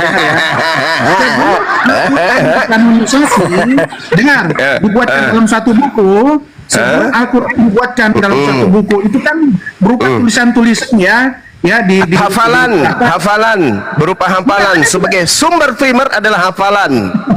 Sekunder adalah tulisan. Iya, hafalan di tulisan kan ada juga papirusnya kan? Tidak ada kemudian pengajaran Rasulullah selama dia berdakwah berdasarkan tulisan. Semua berdasarkan hafalan. Ya hafalan, tapi kan Ya. pengikutnya kan pengikut sahabatnya itu kan menulis juga. Ada juga berupa papirus. Kamu nggak percaya kalau ada ditulis? Jadi nggak ada papirus yang Tapi landasan pembukuan Al-Quran itu bukan itu. Landasan pembukuan itu data primer, hafalan. Iya hafalan. Tapi Nah, terus ditulis jadinya dalam bentuk di pelepah-pelepah kulit pohon, ya kan, di kertas ada juga ditulis. Kamu nggak percaya itu ya? Jadi hafal saja. Saya percaya bahwa sumber sekunder dari Al-Quran itu adalah tulisan-tulisan para sahabat. Tapi yang menjadi primer utama adalah hafalan. 22 tahun Rasulullah menghafal dan membimbing para sahabatnya menghafal, bukan menulis, tapi hafalan yang menjadi sumber primer daripada Al-Quran. Nah, tolong tunjukkan dua ayat yang dihafal itu yang hilang. Coba. Mana? Oh, jadi gini Suma, kamu nggak pernah dengar itu ya? Bingung sendiri. Itu ya? Enggak, kamu nggak pernah dengar juga. Aku tanya juga kamu. Berarti kamu nggak Bingung tahu. sendiri. Bingung sendiri. Anda yang menuduh kok. Berarti kamu nggak tahu ada ayat yang Ya hilang. silakan Anda buktikan mana ayat yang hilang itu. Apa bunyinya? Apa bunyinya? Berarti kamu juga nggak memahami sejarah. Ya. Anda yang menuduh kok jadi saya yang harus menunjukkan. Ayat yang hilang. Anda mengatakan ada ayat di Al-Quran hilang. Berarti Anda menemukan ayat itu di luar Al-Quran. Tunjukkan kepada saya mana ayatnya. Ente. Sebentar ya. Itu bunyi ayatnya. Kamu Itu bunyi ayatnya. Bangsa sejarawan juga. Eli lama sekali ya. Itu ayat yang mungkin Bang. Ayo, Ardiansa, coba kamu pakai keilmuanmu. Eli lama sekali. Itu Bang ayat yang hilang ya. Bung, Ada kalau saudara menuduh, ini adalah hal yang sangat besar sekali. Kalau Anda menuduh, Anda harus membuktikan. Anda mengatakan ada dua ayat yang hilang dari Al-Quran. Tunjukkan dua ayat itu. Kalau dia katakan hilang, Al-Quran sekarang ini kan udah sempurna tuh. Tapi ternyata ada dua ayat yang tercecer di luar dari yang sempurna ini. Tunjukkan dua ayat itu. Pingin aku mendengarnya. Silakan. Aduh, berarti Suma dibilang ahli apologet muslim terkenal, tapi tidak tahu. Loh, justru Ayatnya yang hilang. Saya justru Aku kasih akan tahu. Anda permalukan di hadapan publik kalau saudara bisa menunjukkan 2 ayat itu. Mana? Oke, aku tunjukkan ya. Oke. Aku tunjukkan ya. Silakan, Ah, silakan. gitulah. Silakan, silakan. Ya. Silakan. Anda kata sejarah Al-Quran berarti. Ya, Anda yang tahu sejarah Al-Quran. Ya. Oke, Ya, Anda lah Anda yang tahu. tahu, ya. Ya, Anda yang Ah. tahu kan? Oke. Ya, udah ya. Baik. Aku Silakan kasih tunjukkan. tahu ya. Silakan. Silakan. Surat Al-Kal Hah? dengan surat Oh. Haf ya, dengan surat Al-Haf. Hah? Surat Al-Kal dengan surat Al-Haf. Coba Anda coba gimana bunyinya? Ya. Coba gimana Jadi bunyinya? kita tahu ya ayat yang hilang ya. Bunyinya gimana? Bunyinya gimana? Sebentar. Bunyinya gimana? Jadi gini. Ya, ya. Jadi ceritanya Silakan. gini. Jangan Pak. bara-bara. cerita. Anda tidak tahu sejarah Al-Quran. Jangan cerita. Al-Quran Bunyikan ditulis ayatnya. 4 orang sahabat. Ya. Bunyikan ayatnya gimana? Ini dia baca link ini, baca link. Sabar, gantian. Link orientalis yang dia baca ini. Santai aja, Suman. Pasti bukan Santai aja, Suman. Google dia ini. Suman. Santai Tolong aja. Diam bunyikan dulu. ayatnya, tolong bunyikan ayatnya. Iya, diam dulu. Jadi gini sejarahnya ya. Ada 4 penulis sahabat baginda ya, yang menulis Al-Quran ya. Yang itu pertama itu adalah Ubay ya. Terus Said ya kan? Tahu ya Said ya? Yang lebih dikenal itu Said ya. Ternyata ada 4 orang. Ubay termasuk salah satu dari 4 itu. Ubay itu ya menulis ayat Al-Quran itu surat Al-Kahf dan Al-Haf. Itu adalah isinya adalah doa sama dengan surat Al-Fatihah ya. Itu doa itu. Tapi Ya, tidak dimasukkan kayak mana oleh- bunyinya? Dengar Bunyinya dulu. kayak mana? Bentar. Ayatnya kayak mana? Ayat Bentar. pertama, ayat selanjutnya gimana Bentar. bunyinya? Sabar. Silakan. Jadi gini Suma, pada saat zamannya Utsman ya, Utsman di situ kan Al-Quran dikanonisasi. Jadi dikumpulkan semua itu kertas-kertas, bukti-bukti, naskah-naskah ya, dikumpulkan sama Utsman, dibukukan dalam satu buku. Tapi ayat itu tidak dimasukkan di Al-Quran. Iya, Ya. itu bernarasi liar, bernarasi kayak gitu aja. Tolong Saya tunjukkan, lihat. tunjukkan Bentar, ke ini. kita. Sebentar nih. Ini Mana saya buktinya? Bunyi Sabar, ayatnya sabar, seperti sabar, apa? ya, sebentar ya. Bagaimana bunyi ayatnya? Silakan. Silakan. Ini, sebentar ya. Oh. Di sini Ubay adalah orang yang mencatat dan menyusun Al-Quran di zaman Rasulullah. Yaitu Imam Al-Bukhari diriwayatkan dengan sanadnya dari Qatada. Ia berkata, aku bertanya kepada Anas bin Malik, siapa yang mengumpulkan Al-Quran di zaman Nabi? Anas menjawab ada 4 orang ya. Tunggu ya. Mana ayatnya? Wey? Sebentar ini. Mana ayatnya? Tunjukkan ayatnya. Aku mendalilkan kalau tidak ada ayatnya gimana sih? Ya enggak usah bernarasi ente, enggak usah. Mana ayatnya dulu? Iya sabar dulu. Iya sabar, naik kiri kanan Google-nya dinaikkan, diturunkan, enggak dapat ayatnya. Mana ayatnya? Surat Al-Kahf ya, Al-Kahf ya. Iya silakan Anda baca. Diam dulu semua. Kamu gimana sih? Iya. Ya. Sini dikatakan dengan nama Allah. Ini surat Al-Kahf ya. Ya, Al-Kahf. bismillah. Bismillah. Al-Kahf ya. Artinya Ya. ya, dengan nama Allah yang Maha Pengasih, yang Maha Penyayang ya. Ya. Hanya kepadamu kami beribadah, hanya kepadamu doa dan sujud, hanya kepadamu kami berusaha dan beramal ya, berharap rahmatmu dan takut akan siksaanmu. Sesungguhnya siksaanmu akan menimpa orang-orang kafir. Ini ditulis ini Oke. sama Ubay ya. Baik. Tapi Oke, itu udah masuk dalam dulu, Ya, kenapa udah, sudah. Sekarang silakan, tolong masuk. tunjukkan Ini satu, doa. tolong tunjukkan satu sahabat yang menghafal ayat itu, silakan.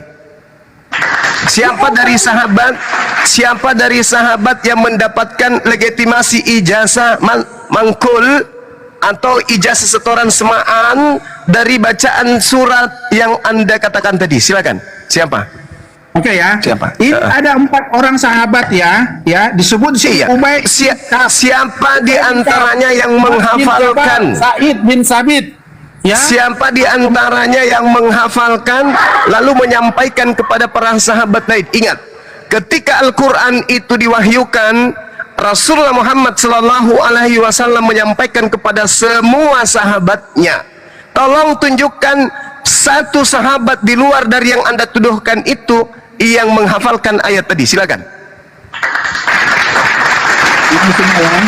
Ubay bin Ka'ab, ya, Ubay bin Ka'ab yang menulis surat ini pasti dia menghafal juga lah, karena dia Coba tunjukkan di mana riwayatnya Ubay bin Ka'ab.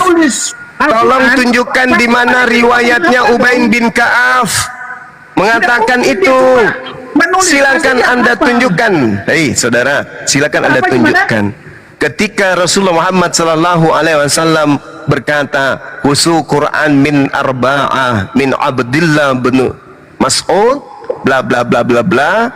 Tolong tunjukkan kepada saya di mana Abdullah bin Mas'ud meriwayatkan ayat yang kamu tuduhkan tadi. Silakan. Bukan Abdullah bin Mas'ud. Ini Ubay bin Ka'ab yang menulis Ubay surat bin Ka'ab itu salah satu dari keempat yang Rasulullah sampaikan.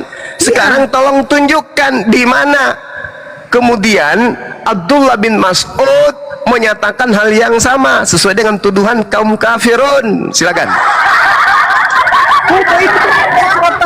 Ubay bin Ka'ab kan sudah mencatat kayak begitu.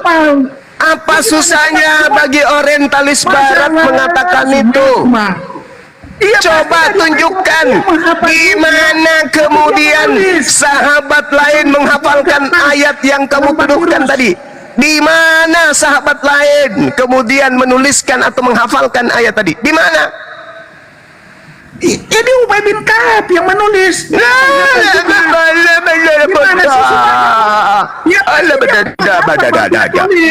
Sudah diam. Di mute orang tidak berilmu yang cuma modal Google ini. Di dalam tradisi Quran ada yang disebut ijazah ardan wasimaan. Apa itu? Secara praktik seorang guru membaca Al-Quran dan murid mendengarkan dengan seksama. Setelah sang guru selesai membaca, murid membaca ulang yang dibaca oleh gurunya. Itu disebut ijazah ardan wasimaan. Pertanyaan saya, di mana Abdullah kemudian mendengarkan Rasulullah membacakan ayat itu, lalu kemudian beliau mengulang seperti tuduhanmu? Kalau Abdullah bin Mas'ud, juga Salim, Mu'az bin Jabal, dan Ubay bin Ka'ab itu diberikan ijazah untuk menyatakan itu, tolong tunjukkan. Selain Ubay bin Ka'ab, di mana Abdullah bin Mas'ud atau Salim atau Mu'az bin Jabal menyatakan hal yang sama? Tentu mereka akan kompak empat-empatnya menyatakan sebagaimana mereka menyatakan tentang Al-Quran yang 30 juz ini. Nah, mana Abdullah bin Mas'ud menyatakan itu? Ada? Tak ada, Cak Ayu. Tak ada. Jadi dalam konsep Islam itu yang pertama ijazah ardan wasimaan, wajib hukumnya.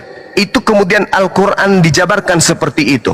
Fa iza qara'na fattabi'u Qur'an. Apabila kami telah selesai membacakannya, maka ikutilah bacaan itu. Yang kedua ijazah ardan faqat. Apa itu? Setoran bacaan. Setiap bulan suci Ramadan, Rasulullah Muhammad SAW menjadi imam dan Al-Quran dibacakan dengan tartil yang indah. Lalu mana ayat yang hilang itu? Mana? Menghebohnya di mana? Menghebohnya di Anda saja sendiri karena Google. Seorang murid membaca kepada guru sampai khatam tanpa harus menyimak bacaan guru. Itulah yang disebut ijazah ardan faqat, dan itu disifati oleh penjabaran Al-Quran dari Rasulullah kepada para sahabatnya, dari sahabat kepada baginda Rasulullah Muhammad sallallahu alaihi wasallam. Yang ketiga adalah ijazah simaan faqat, ijazah yang semaan saja. Seorang guru kemudian membaca Quran dan seorang murid mendengarkan. Baginda Rasulullah Muhammad sallallahu alaihi wasallam memiliki banyak sahabat. Tidak mungkin kemudian hanya yang Anda tuduhkan itu saja yang mendapatkan ayat, yang lain tidak. Itu mustahil.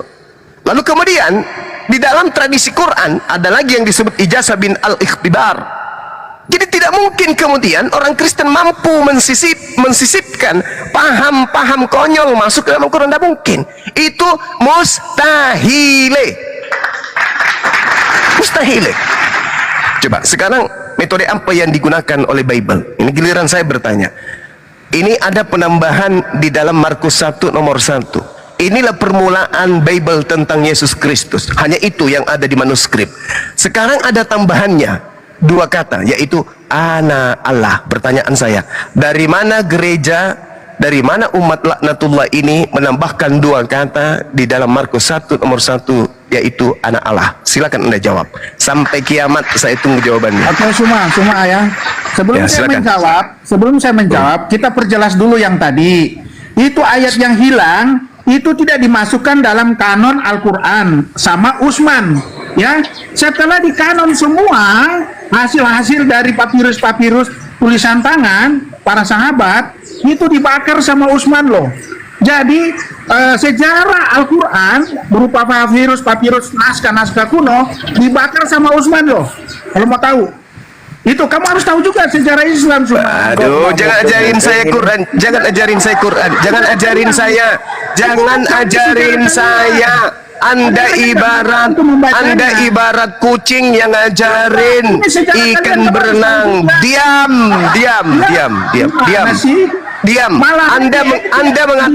Anda mengatakan barusan, itu diedit loh di situ loh. Anda mengatakan barusan Al-Quran diedit. Anda mengatakan Marwan, Al-Quran diedit loh. Ya. Anda mengatakan barusan bahwasanya Utsman tidak memasukkan 2 ayat yang hilang. Loh, berarti Utsman tahu ada ayat itu. Dia tahu lah, dia tidak masukkan. Kenapa dia tidak masukkan? Kenapa? Alasannya ya, dia kalau saya kenapa Utsman tidak memasukkan? Jawab dulu, kenapa Utsman tidak memasukkan?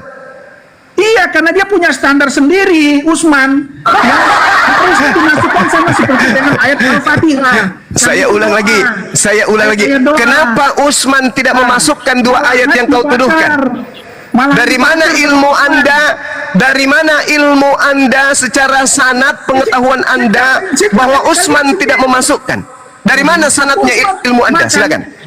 Oke, jadi terkenal ayat itu the last the two last chapter. Sudah ketahuan Anda ingin mengibuli umat Islam dengan Google. Sekarang begini, Saudara King. Sekarang begini, kalau yang Anda tuduhkan itu dari Google, tolong tunjukkan sahabat mana yang mengatakan Al-Quran versi Utsman itu salah. Silakan. Jadi gini, pada Ghazwiyah kelima, Abdul Malik Anda cuma baca Google, Bung. Anda cuma baca Google. Andai saja para penghafal Quran, di mute. Andai saja penghafal, di mute atau diturunkan. Kalau saja tuduhan kaum kafirun ada ayat Al-Quran itu hilang, maka para sahabat akan ribut tentang Al-Quran. Ada tidak kemudian riwayat di mana Utsman mushafnya kemudian itu ya diprotes oleh Abu Bakar, diprotes oleh yang lain? Ada? Enggak ada. Ada tidak penghafal Quran yang bacaannya berbeda dengan penghafal Quran yang lain? Enggak ada. Jangan kau mendongeng di sini. Tidak laku bagi Islam. Islam itu standarnya jelas adalah hafalan para sahabat. Kalau Anda menuduh Utsman tidak memasukkan karena hilang, apa dasar Anda mengatakan itu? Buktinya hilang. Di dalam Al-Quran versi ini ayat itu ada. Mana? Buktikan kepada kita. Buktinya di mushaf yang lain ada ayat itu. Mana? Buktikan kepada kita. Nggak ada. Jadi jangan Anda bahlulnya di Bible Anda bawa ke dalam Al-Quran. Sekarang pertanyaan saya simpel dan sederhana. Di dalam Markus 1 nomor 1, inilah permulaan Injil atau Bible tentang Yesus Kristus. Titik. Manuskripnya hanya begitu. Kemudian ada penambahan Anak Allah. Pertanyaan saya, dari mana agama laknat ini mengambil 2 kata ini? Apa dasarnya menambah-nambahkan kayak begini? Silakan jawab. Jadi kamu nggak berani ya bahas tadi sejarah kamu sendiri ya. Sudah selesai, kau sudah mencret. Sudah, nggak apa-apa. Gak usah kau bahas-bahas Anda itu. menanyakan ayat yang di Al-Quran. Anda hanya berdasarkan Google dari kaum kafir. Sudah, Anda baca Markus 1 nomor 1. Tunjukkan kepada saya dasarnya agama laknat ini menambahkan dua kata anak Allah. Silakan. Gantian. Silakan. Kamu kan Ya, silakan. bertanya. Sekarang Ya, silakan. karena kamu bertanya, kamu mengklaim, kamu yang mendalilkan, kamu yang membuktikan. Tunjukkan. Ayo, silakan. Gimana itu? Markus 1 nomor 1, Dinda Ardiansa. Monitor. Oke, saya buka. Ya, silakan, Dek. Oke, ini dia ya. Kita akan buktikan agama laknat penambah firman Tuhan ya. Bukan firman Tuhan, karangan Iya, orang dulu, sorry. Mbak. Karangan Rendra Setiawan, sahabatku, syukran. Nih, kau tunjuk di mana ini? Nih. Dari mana ada asalnya tuh? masalahnya nih. Nih, Mana ada. kodenya? Markus berapa? Markus Satu. tajam ke Al-Quran, tapi kalau yang kayak gini-gini langsung mandul. Bata-bata, ya. 2 Petrus berapa? Markus berapa? Padahal sudah bahasa Indonesia, sudah direvisi. Silakan Anda. Oke, silakan. Silakan. Dari mana kata anak Allah itu? Baca situ. Dari mana? Baca dong. Kamu kan yang mendalilkan. Ayo. Dari mana? Ini Dari ada mana? Nomornya. Inilah permulaan Biblos tentang Yesus Kristus. Nah, sekarang ada penambahan anak Allah itu dari mana? Kristen agama laknat ini ambil. Jawab. Terus Dari mana Anda menambahkan Yesus anak Allah di situ? Dari mana? Dari mana itu? Ya, Anda komparasi dengan mana dong? Ditambahkan Itu dengan mana yang tidak ditambahkan? Itu dalilmu Markus 1 nomor 1 tuh. Iya, terus yang mana yang tidak ditambahkan? Mana? Harus ada komparasi. Itu tuh. Tidak ada kodeksnya tuh, lihat tuh. Dari mana tuh? Anak Allah itu dari mana? Mana? Tunjukkan. Yang Mana. Tuh. Mata Buk lubang hidung. Kalau mata nggak berfungsi, lubang hidung yang kau pakai lihat. Kalau mata nggak Lubang berfungsi. hidung lihat nih. Kenapa nggak ada strong numbernya ini? Sementara ini ada strong numbernya 5547. Itu anak Allah itu dari mana? Anak Allah itu dari mana? Dari Oh, tadi. jadi Bang. maksudnya di situ karena tidak ada strong numbernya. Iya, Bukan, dari mana kode itu aslinya juga munculnya? nggak ada, koplak. Makanya nggak ada strong numbernya. Dari mana? Santai aja, Rifa. Santai aja. Dari mana itu? Dari mana? Dari mana ini? Di situ. Paham Mana ya? itu anak? Itu anak-anak Allah dari mana munculnya itu? Anda kan tanya di mana ada anak Allah, sedangkan di situ di kodeksnya mana kodeksnya di situ? Tidak ada kodeksnya. Tidak ada. Kodeks, oke. Strong numbernya nggak ada. Ini nggak ada strong Aslinya numbernya. mana? Dapat dari mana emang ini anak Allah ini koplak? Iya, kamu bandingkan anak Allah dengan kitab. Yaudah, sekarang kau tunjukkan. Itu satu Markus 1 nomor 1. Tahu maksudnya bandingkan dengan Itu yang tidak ada. penambahan dari Di situ ada karangan tambahan. terlebih dahulu. Itu Kamu muncul tunjukkan. penambahan anak Allah itu dari mana? Kamu tunjukkan dulu terjemahan aslinya. Yang Nah, mana? itu tadi sudah Terjemahan diperlihatkan. Sekarang saya menuduh. Tidak terjemahan. Dengar. Bukan aslinya maksudnya. Teks aslinya mana? Dengar. Saudara Rikar, dengarkan ke saya. Di terjemahan Anda ini muncul penambahan kata anak Allah tanpa ada tulisan atau kode dari number. Oke, yang harusnya menjadi sumber pengajaran daripada kritik teks terhadap Bible.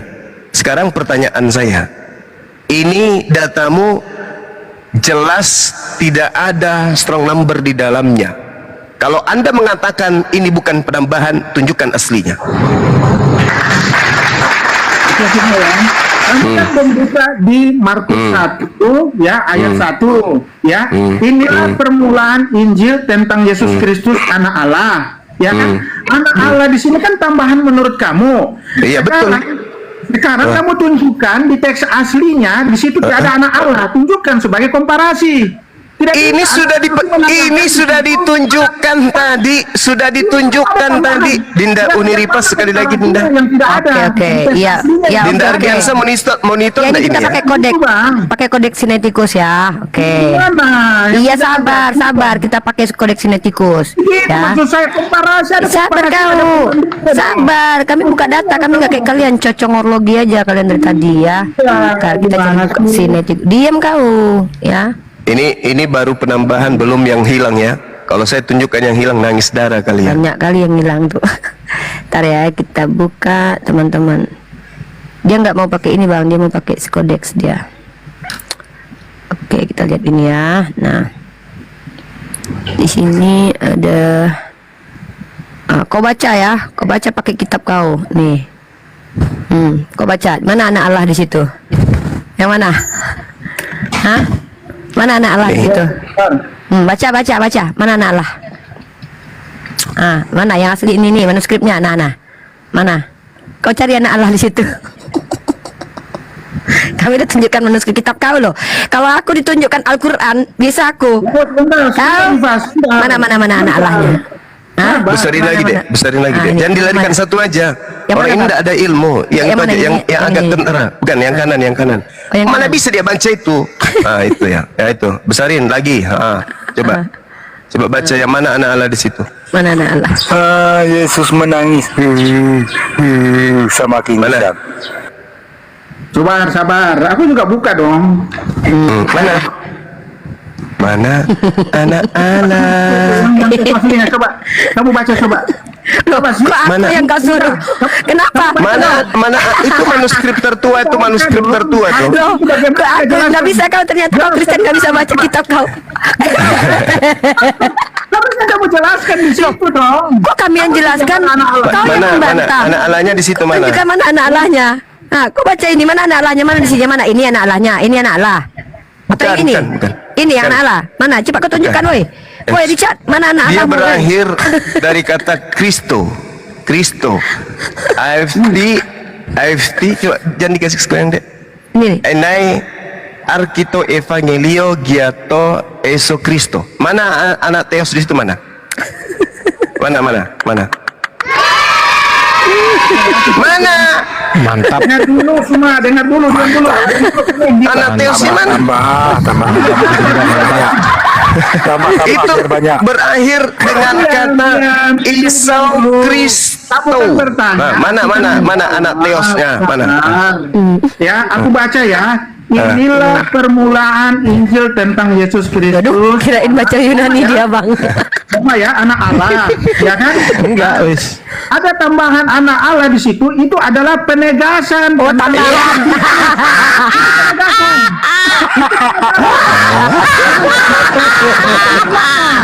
Tambahan dah ternyata. Jangan menambahkan firman Tuhan. Berani menambahkan Bukan firman Tuhan. Ini adalah firman hantu. Ini karangan Markus, murid Paulus. Anak Allah di situ penegasan. Penegasan. Ini kita tidak berbicara mengenai penegasan. Yesus, tolong tunjukkan di mana Yesus pernah mengaku sebagai anak Allah. Tunjukkan dalilnya. Satu aja. Allah di situ. Tunjukkan satu ayat di mana pernah Yesus mengaku sebagai anak Allah. Di mana? Tunjukkan. Dengar ya. Tunjukkan. Di mana Yesus pernah mengaku? Dengar.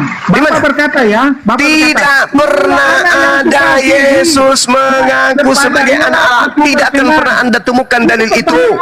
Kalau Anda mengatakan ini penegasan, salah. Ini penambahan kenapa? Karena Yesusnya yang datang sebagai bintang timur diajarkan untuk disembah karena dia ada anak Theos. Ya.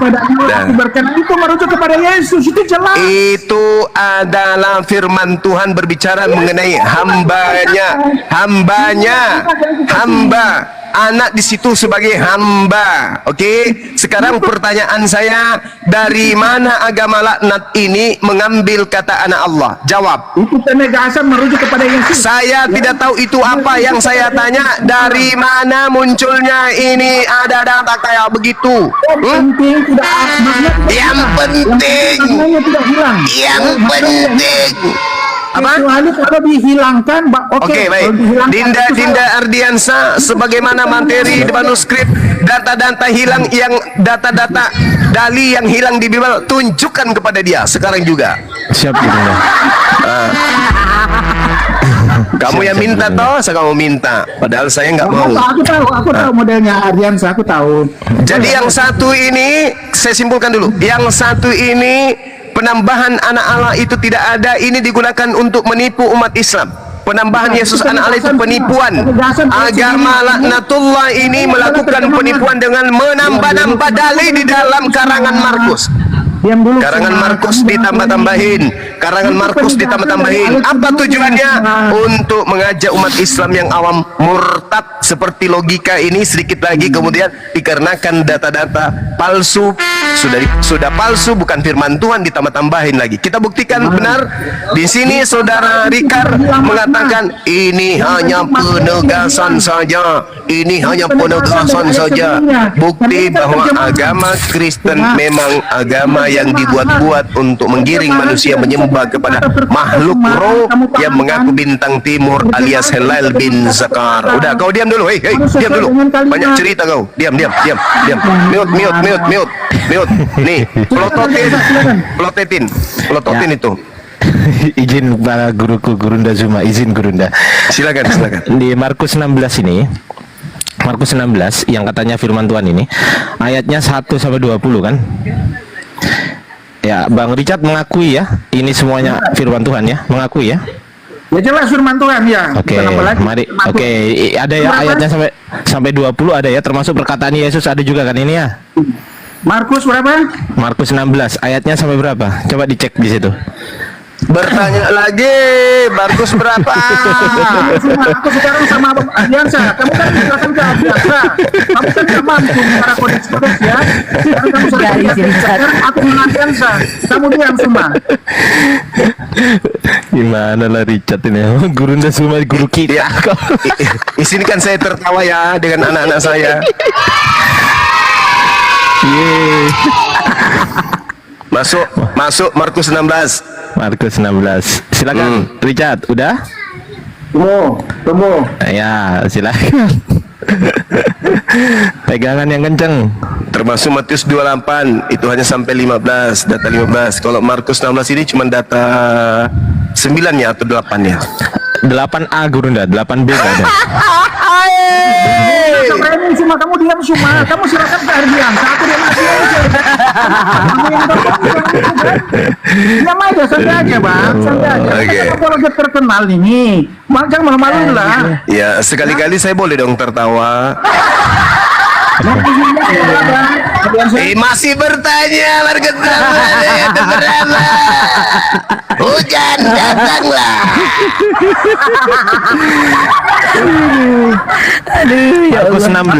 Markus 16 ayatnya ada berapa? Markus 16 itu 20. coba dicek. Di tap ya, tolong di tap teman-teman. Gimana? Cuma di tap Ada layarnya, berapa? dikencangkan.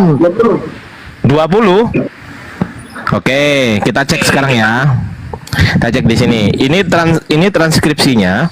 Ini kodeksnya. Oke. Kita baca kodeksnya. Kai Oden Epon Epo Buntogar. Setelah Epo Buntogar di sini selesai ya. Nah, Epo Buntogar ini Markus berapa? Mari kita cek.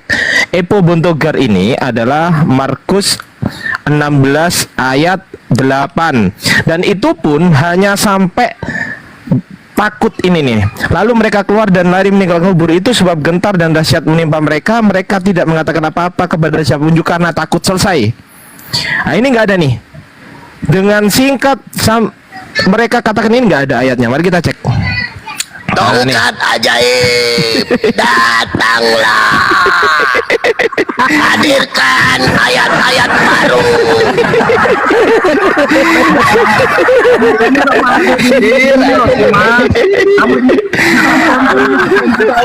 Nobita, lihatlah ayat-ayat baru. Jangan malu-malu. Kan dengan Ardiansa, ya kan? Ayo tunjuk perilaku lah, adab yang baik lah. Ya, oke. Sama umatmu ini, ya. Kantung ajaib. Tuh kan, coba ya saudara-saudara ya lihat ya si orang Bang Sumba ya. Kita kelakuan ke Marah. santun gitu kan malu-malu juga kan Sumba. Gereja pada teriak. Doraemon, hadirlah. Aduh kasihan Suneo. Sumpah kasihan banget Suneo. Enggak, Anda malu-malu diri sendiri nih Suma. Kasihan kali Suneo ini. Kita ditonton 2,1 juta orang ini. 2,1 juta.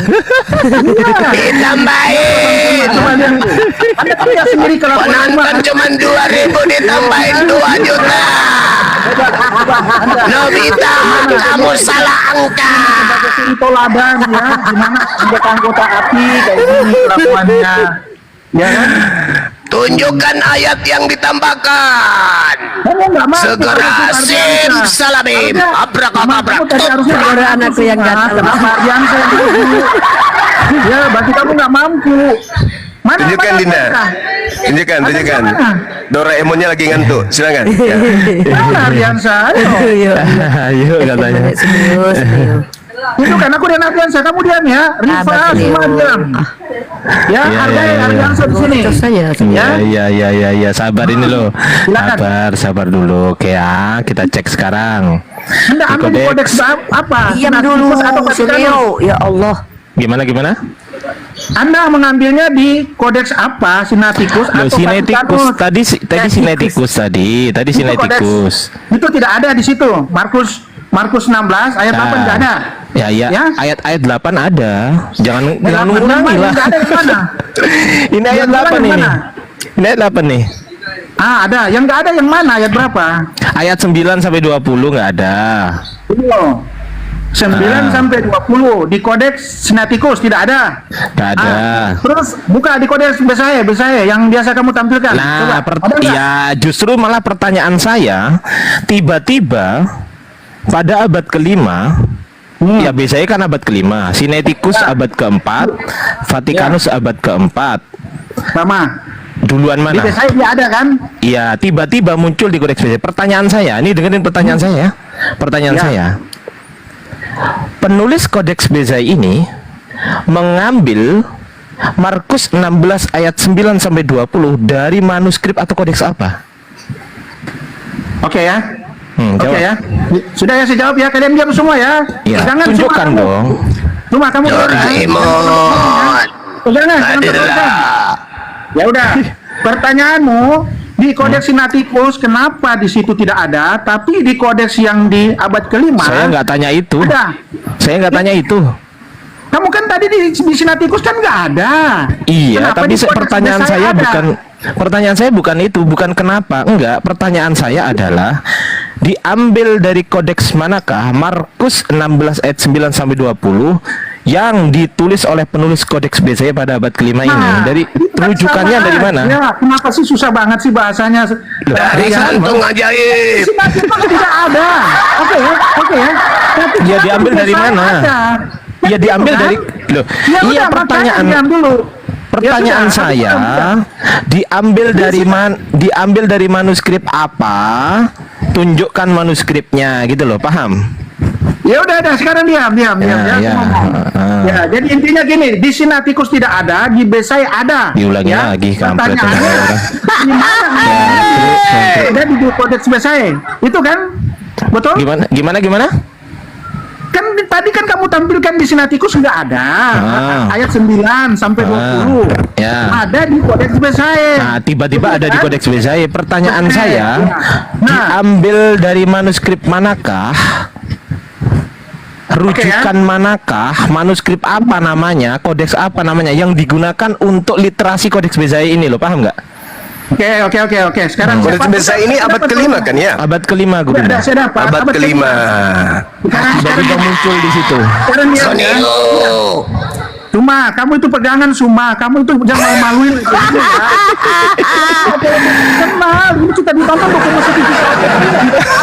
Ditambahin lagi. Iya kan? Tolong host, Pak Lopo. Kencing di celana dia. Oke, Tolong ya. tertibkan, Pak Lopo. Izin Ya. sedikit host turun sedikit. Istirahat dulu Kang Richard, kayaknya sudah. Aduh, bikin kopi dulu atau aqua gelas ambil. Aku jawab minum ini, aku dulu. jawab. Biar. Langsung. Oh iya, oke. Iya, baik. Jawab. Yang baru datang ya. Sabar dulu, Ini kan sabar secara dulu. kekristenan, ya aku Baik. lebih paham dari kalian. Iya, coba jawab. Iya, silakan. Ya, tapi maksud aku kalau host, tertibkan dulu ini semua nih, mulutnya nggak bisa diam. Udahlah, udah santai aja. Doraemon. Jangkrik. Udah ya, pegangan ya semua ya. Oke. Jangan, sekarang aku jelasin. Kalian diam semua. silakan. Ya, jelaskan. Supaya kalian paham dulu apa itu kodeks ya. Ya. Kodeks Vatikanus itu apa? Anda harus tahu dulu Iya, apa itu kodeks. iya, iya, iya. Cuma aja mungkin tidak tahu. Saya Nggak perlu. Tidak tahu itu apa itu kodeks. Nggak perlu. Ya? Iya. Nggak perlu. Iya. Ini kasih pengertian aja, nggak usah lah. Kalau bicara Iya. sama semua, jangan nanti. Jadi semua kamu diam dulu semua. Aku kasih pencerahan. Kamu kan nggak tahu sejarah Iya. semua. Makanya kamu panggil Pencerahan. Ya kan? Nah, jadi gini. Yang ditanya. Semua Tunggu, saya jelasin dulu supaya lebih jelas. Ya, apa itu kodeks? Markus 16 itu aslinya dari mana, sedangkan yang ada di Indonesia itu sampai data dalih 20. Harusnya kan cuma dalihnya sampai 8. Nah, ternyata manuskrip atau kodeks yang dipakai itu adalah kodeks yang adanya di abad ke-5. Sedangkan Markus ini menceritakan hal-hal di abad pertama. Kalau tidak ada dari abad pertama, berarti itu hanya apa? Karangan dongeng belaka. Paham ente? Udah, sekarang aku jawab. Kamu Sekarang pertanyaannya, dengarkan. Dari mana kodeks? Dengar. Dari mana kodeks abad ke-5 ini mendapatkan sumber? Silakan. Betul. Udah ya, diam ya. Nah, oke, diam semua kalian ya. Jadi tadi kan kalau aku tanya semua, aku yakin dia nggak tahu itu kodeks. Jadi aku kasih Alamak, kodeks itu artinya apa? Dalam bahasa Latin berarti batang pohon, balo atau pustaka. Itu adalah buku yang terbuat dari lembaran atau kertas atau velum atau papirus. Jangan kau ajarin saya, kucluk. Jadi menurutmu kodeks itu apa? Waduh, Masya Allah, makanya jangan Kodeks itu apa? Jumat. Kodeks itu apa? Jangan modal Google aja lah Jumat. Ya, saya tanya dulu, kodeks itu apa? Bukan begitu. Kau ingin mengatakan tulisan tangan kan? Tulisan tangan di mana? Di lembaran-lembaran kan? Berupa kertas, film papirus kan? Betul kan? Nah sekarang nggak usah kau larikan itu, nggak usah. Kau jawab aja dari mana kodeks abad ke-5 ini mendapatkan sumber penulisannya. Jawab. Jadi gini, dengar dulu, kamu juga bisa mengerti ya. Kita ditonton 2,2 juta lagi nih, bertambah lagi. Ditambahin lagi. Hah? Doraemon. Kamu diam semua, kamu jangan malu-maluin semua. Tadi kan kamu Ardiansa, aku dengan Ardiansa, kenapa kamu lagi ngomong? Aku dengan Udah jawab. Jawab. Aku Ardiansa, kamu ngomong. Sekarang kamu Jawab. diam. Ya? Diam. Iya diam. Kenapa sih kamu Suma kamu gimana sih? Udah sekarang dengar aku. Ya, kamu harus tahu ya. Ya, yang Anda ngomong tadi itu udah salah. Itu nggak tepat sekali. Kodeks adalah buku yang berisi naskah-naskah kuno yang dikumpulkan. Ya, jadi semacam supaya Anda bisa paham. Nah, itu baru. Bang Juma ini itu Buku. Juma ilmu Google. Buku. Berarti lembaran-lembaran kertas bukan? Ya makanya jangan Tadi saya sudah mengatakan kodeks itu apa? Buku yang terbuat dari lembaran-lembaran kertas, velum, papirus. Udah ku jawab tadi, kau bilang kan salah. Tuyul katanya. Juma ini. Suma dengar dulu Suma ya. Giliranmu menjawab. Hei, Dengar. dari mana sumbernya kodeks abad ke-5 itu? Jawab. Diam dulu, kita nonton saya jelasin. Saya dari kamu. Ini sejarah aku. Bang Richard, kasih tahu dari mana kau Di dapat mute ya Nehe bang. Bang Polopo jadikan aku moderator bang. Bang Nehe kalau nggak bisa kondusif, saya turunkan Bang Nehe ya, biar Richard aja. Rest area, diem dulu rest area. Boleh bicara nggak nih? Boleh. Nggak boleh, yang nggak ada ilmu nggak boleh Sebentar. bicara, diem dulu. Benar, giliran aku ya. Silakan Richard. Jadi Anda tahu ya, kodeks adalah semacam Langsung buku aja, penting, jawab ya. aja pertanyaan saya. Kenapa lari ke situ, Tuyul? Tadi pengertiannya. Tuyul, jawab dari mana kemudian kodeks abad ke-5 ini mendapatkan sumber tentang Markus 16 nomor 9 sampai 20. Jawab. Tidak, supaya kalian tahu dulu apa itu kodeks. Kamu udah salah. Gak usah sok-sokan kau, Bahlul, Tulul. Kau jawab aja. Saya mau dengar. Jadi, Silakan. Dengar dulu, diam, kamu diam. Aku dengan Ardiansyah sekarang. Ardiansyah, kamu jangan kemana-mana, ya. Jadi kodeks adalah kumpulan naskah-naskah kuno yang dikumpulkan dalam satu buku. Itu sama dengan buku clipping, ya. Naskah-naskah kuno yang berisi tentangan. Ya, jadi jawabannya manuskrip apa, Bang? Ya, Jawabannya manuskrip dengar apa? dulu. Ya, supaya kalian tahu. Nah, jadi Ya. kodeks Sinaiticus itu berdasarkan di mana ditemukan. Sinaiticus itu di Gunung Sinai, ya, di kaki Gunung Sinai. Itu Sinaiticus, makanya muncul nama kodeks Sinaiticus. Enggak, aku nggak tanya itu. Aku nggak tanya itu, Bang. Sekarang Google-mu itu salah alamat tuh, Yul. Diam dulu kalau semua. Kau jangan, ini aku dengan Ardiansyah. Ya. Yang ditanya sumber kodeks abad kelima itu dari mana? Itu loh pertanyaannya. Ya sudah, kamu diam. Jadi gini ya, kodeks Sinaiticus, ya. Kenapa lari Sinaiticus? Tuyul. Yang ditanya bukan itu. Cuplis. Yang ditanya bukan itu. Sumber penulisan abad kelima itu dari mana? Kok ada penambahan? Markus 16 nomor 9 sampai nomor 20 itu dari mana? 2,2 juta orang ya. Ini kenapa sih seorang semua bisa kesurupan kayak gini ya? Ini kan giliran aku menjawab. Pertanyaannya apa? Dari mana kodeks abad kelima itu menulis? Aku jelasin, sabar kamu dia. Larinya ke kode Sinaiticus apa pula? Sinaiticus berasal dari gunung yang ada di Sinai bernama Sinai dan banyak tikus gitu. Parah. Kamu gimana? Tadi kamu nggak mampu, kamu suruh Ardiansyah naik. Sekarang giliran Ardiansyah, aku mau jawab kenapa kamu yang kesurupan. Kan lucu kan? Tulul. Yang ditanya dari mana sumbernya penulisan kodeks abad kelima yang kamu pakai itu dari mana? Sudah? Butuh Doraemon, saya panggil nih Doraemon, bantu si King. Jawab. 1, 2, 3, jawab. Sama Ardiansyah, aku ngomong dengan Ardiansyah daripada kamu. Ini aku mau jawab. Kenapa aku mau lari? Kamu aja itu yang kesurupan. Ya, jawab. Langsung ya, fokus langsung ya jawabannya. Manuskrip ini Ardiansyah gitu langsung ya. Ya udah, aku sama kamu Ardiansyah. Tolong Suma diamin dulu ya. Ya, manuskrip apa namanya? Iya, namanya manuskrip apa? Jadi gini, sebentar Ardiansyah, dengar. Langsung aja manuskrip apa gitu loh. Ya, ada Sinaiticus, ada Alexandria, ada Vatikanus, ada Besai, ada banyak itu kodeks. Kodeks itu adalah kumpulan naskah-naskah kuno. Terus kenapa di Sinaiticus tidak ada, di Markus 9, Markus berapa? Saya nggak tanya kenapa nggak ada di situ. Saya nggak tanya itu. Pertanyaan saya bukan kenapa nggak ada di Sinai, kenapa nggak ada di Vatikan. Saya nggak tanya itu. Pertanyaan saya, sumber yang digunakan rujukan oleh Kodeks Bezai ini, manuskripnya atau kodeksnya itu namanya apa gitu loh. Saya butuh nama kodeksnya apa gitu loh. Sumbernya mana gitu loh. Ardiansyah. Sekarang kamu diam dulu Ardiansyah. Aku sudah tahu poinmu, jangan diulang-ulang lah. Ya kan? Ya, sebutkan aja. Kok lama kali tinggal nyebutin. Tidak ada, di Besai ada. Jadi kodeks itu adalah, ya katakan tadi kumpulan Orang nggak nanya kodeks itu apa, Tuyul, orang nanya dari mana sumbernya Markus 16 dalih 9 sampai dalih 20. Dari mana, Koclo? Itu yang ditanya. Diam.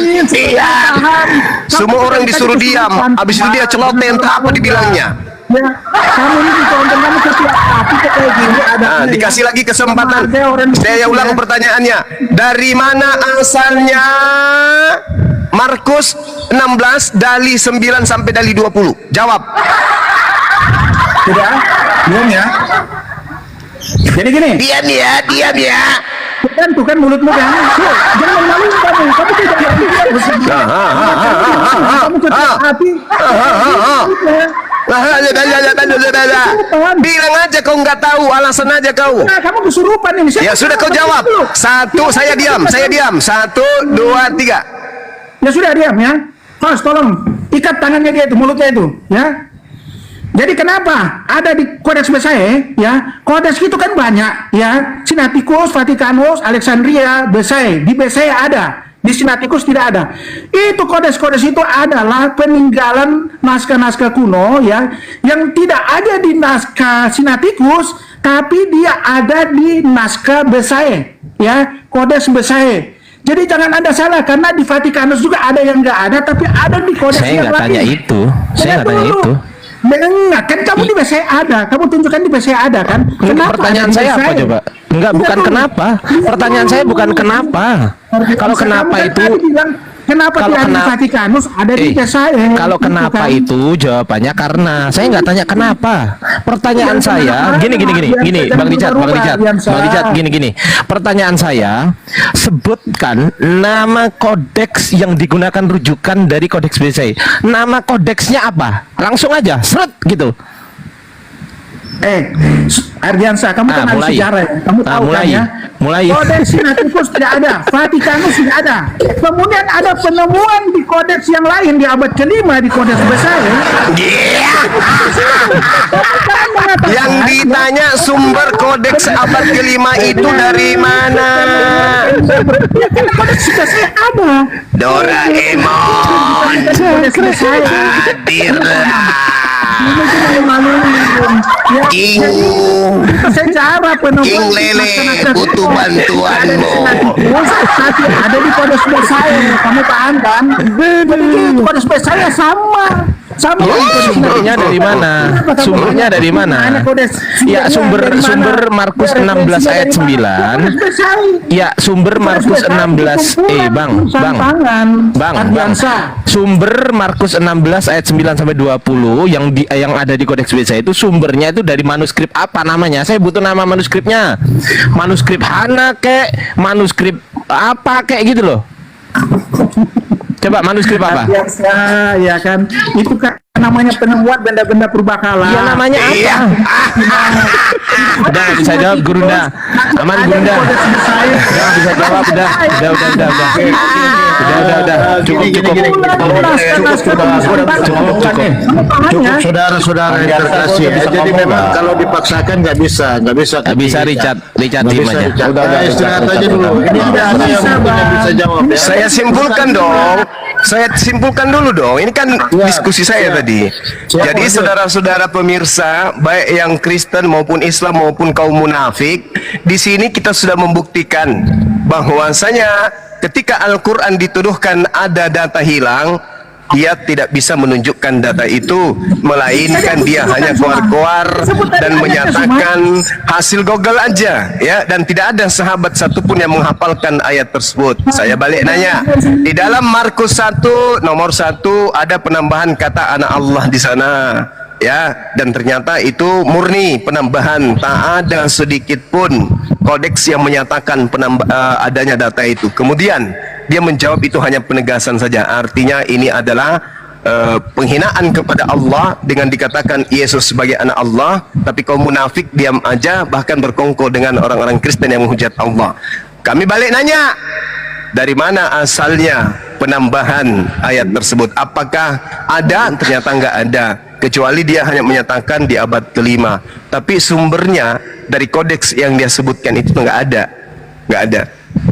Ya, artinya bahwasanya hari ini kita sudah memperlihatkan bahwa dalam Bibelnya Kristen itu ada data-data penambahan, entah itu ada tapi hilang atau itu murni ada penambahan. Tapi kalau kita lihat contoh dari Markus 1, ternyata memang kitabnya itu sering tambal sulam.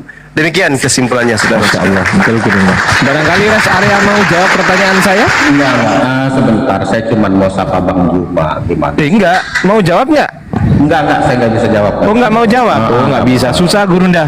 Susah. Saya mau sapa Bang Juma. Bang Juma, apakah sehat Bang Juma?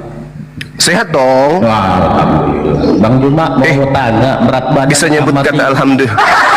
Bisa nyebut kata alhamdulillah juga dia. Mau tanya Bang Juma, berat badan dan tinggi badannya apakah sudah meningkat?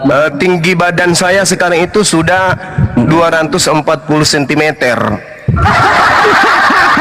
Berat badan saya sekarang itu 79 derajat Celcius.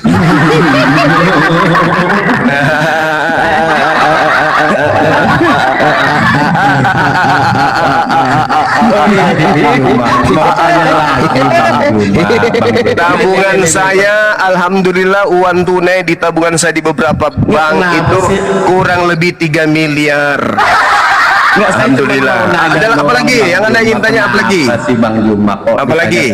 Tanya lagi dong. Dan berat badan kemana? Oh, hanya itu. Oh, ya udah ku jawab, Oke, saya Oke, nanya apa lagi? Boleh Bang Juma? Oke. Boleh. Saya mau nanya Bang Juma itu Iya. kemarin Bang Juma itu bilang kenapa Allah tidak punya anak? Itu Bang Juma bilang karena tidak punya istri. Benar nggak Bang Juma? Itu tuduhan kaummu. Oh, bener nggak serius loh? Itu tuduhan kaummu. Saya mengatakan Allah tidak punya istri karena Allah itu ahad. Loh, kan Tak ada Bang yang Juma serupa bilang dengannya. kemarin. Nah, Kan Bang gitu. Juma yang bilang kemarin nih. Oke, silakan. Silakan. Kalau masih dibutuhkan orang ini teman, silakan. Tapi kalau sudah tidak dibutuhkan, ditendang aja gitu loh. Nggak ada edukasi Gurunda. Nggak ada Mohon maaf. edukasi, Iya. nggak ada edukasi. Nggak ada edukasi. Oke. Di dalam Al-Quran kan sudah dikatakan bagaimana mungkin Allah bagaimana mungkin Allah memiliki anak sedangkan dia tidak memiliki sahib, kan gitu. Dia membantah Al-Quran sendiri. Lucu ya. Oke. Masuk. Ah, saran saya gini Gurunda untuk si Richard Gurunda ya, Jeng. Suma. Gini, Richard, saran saya nih Richard ya.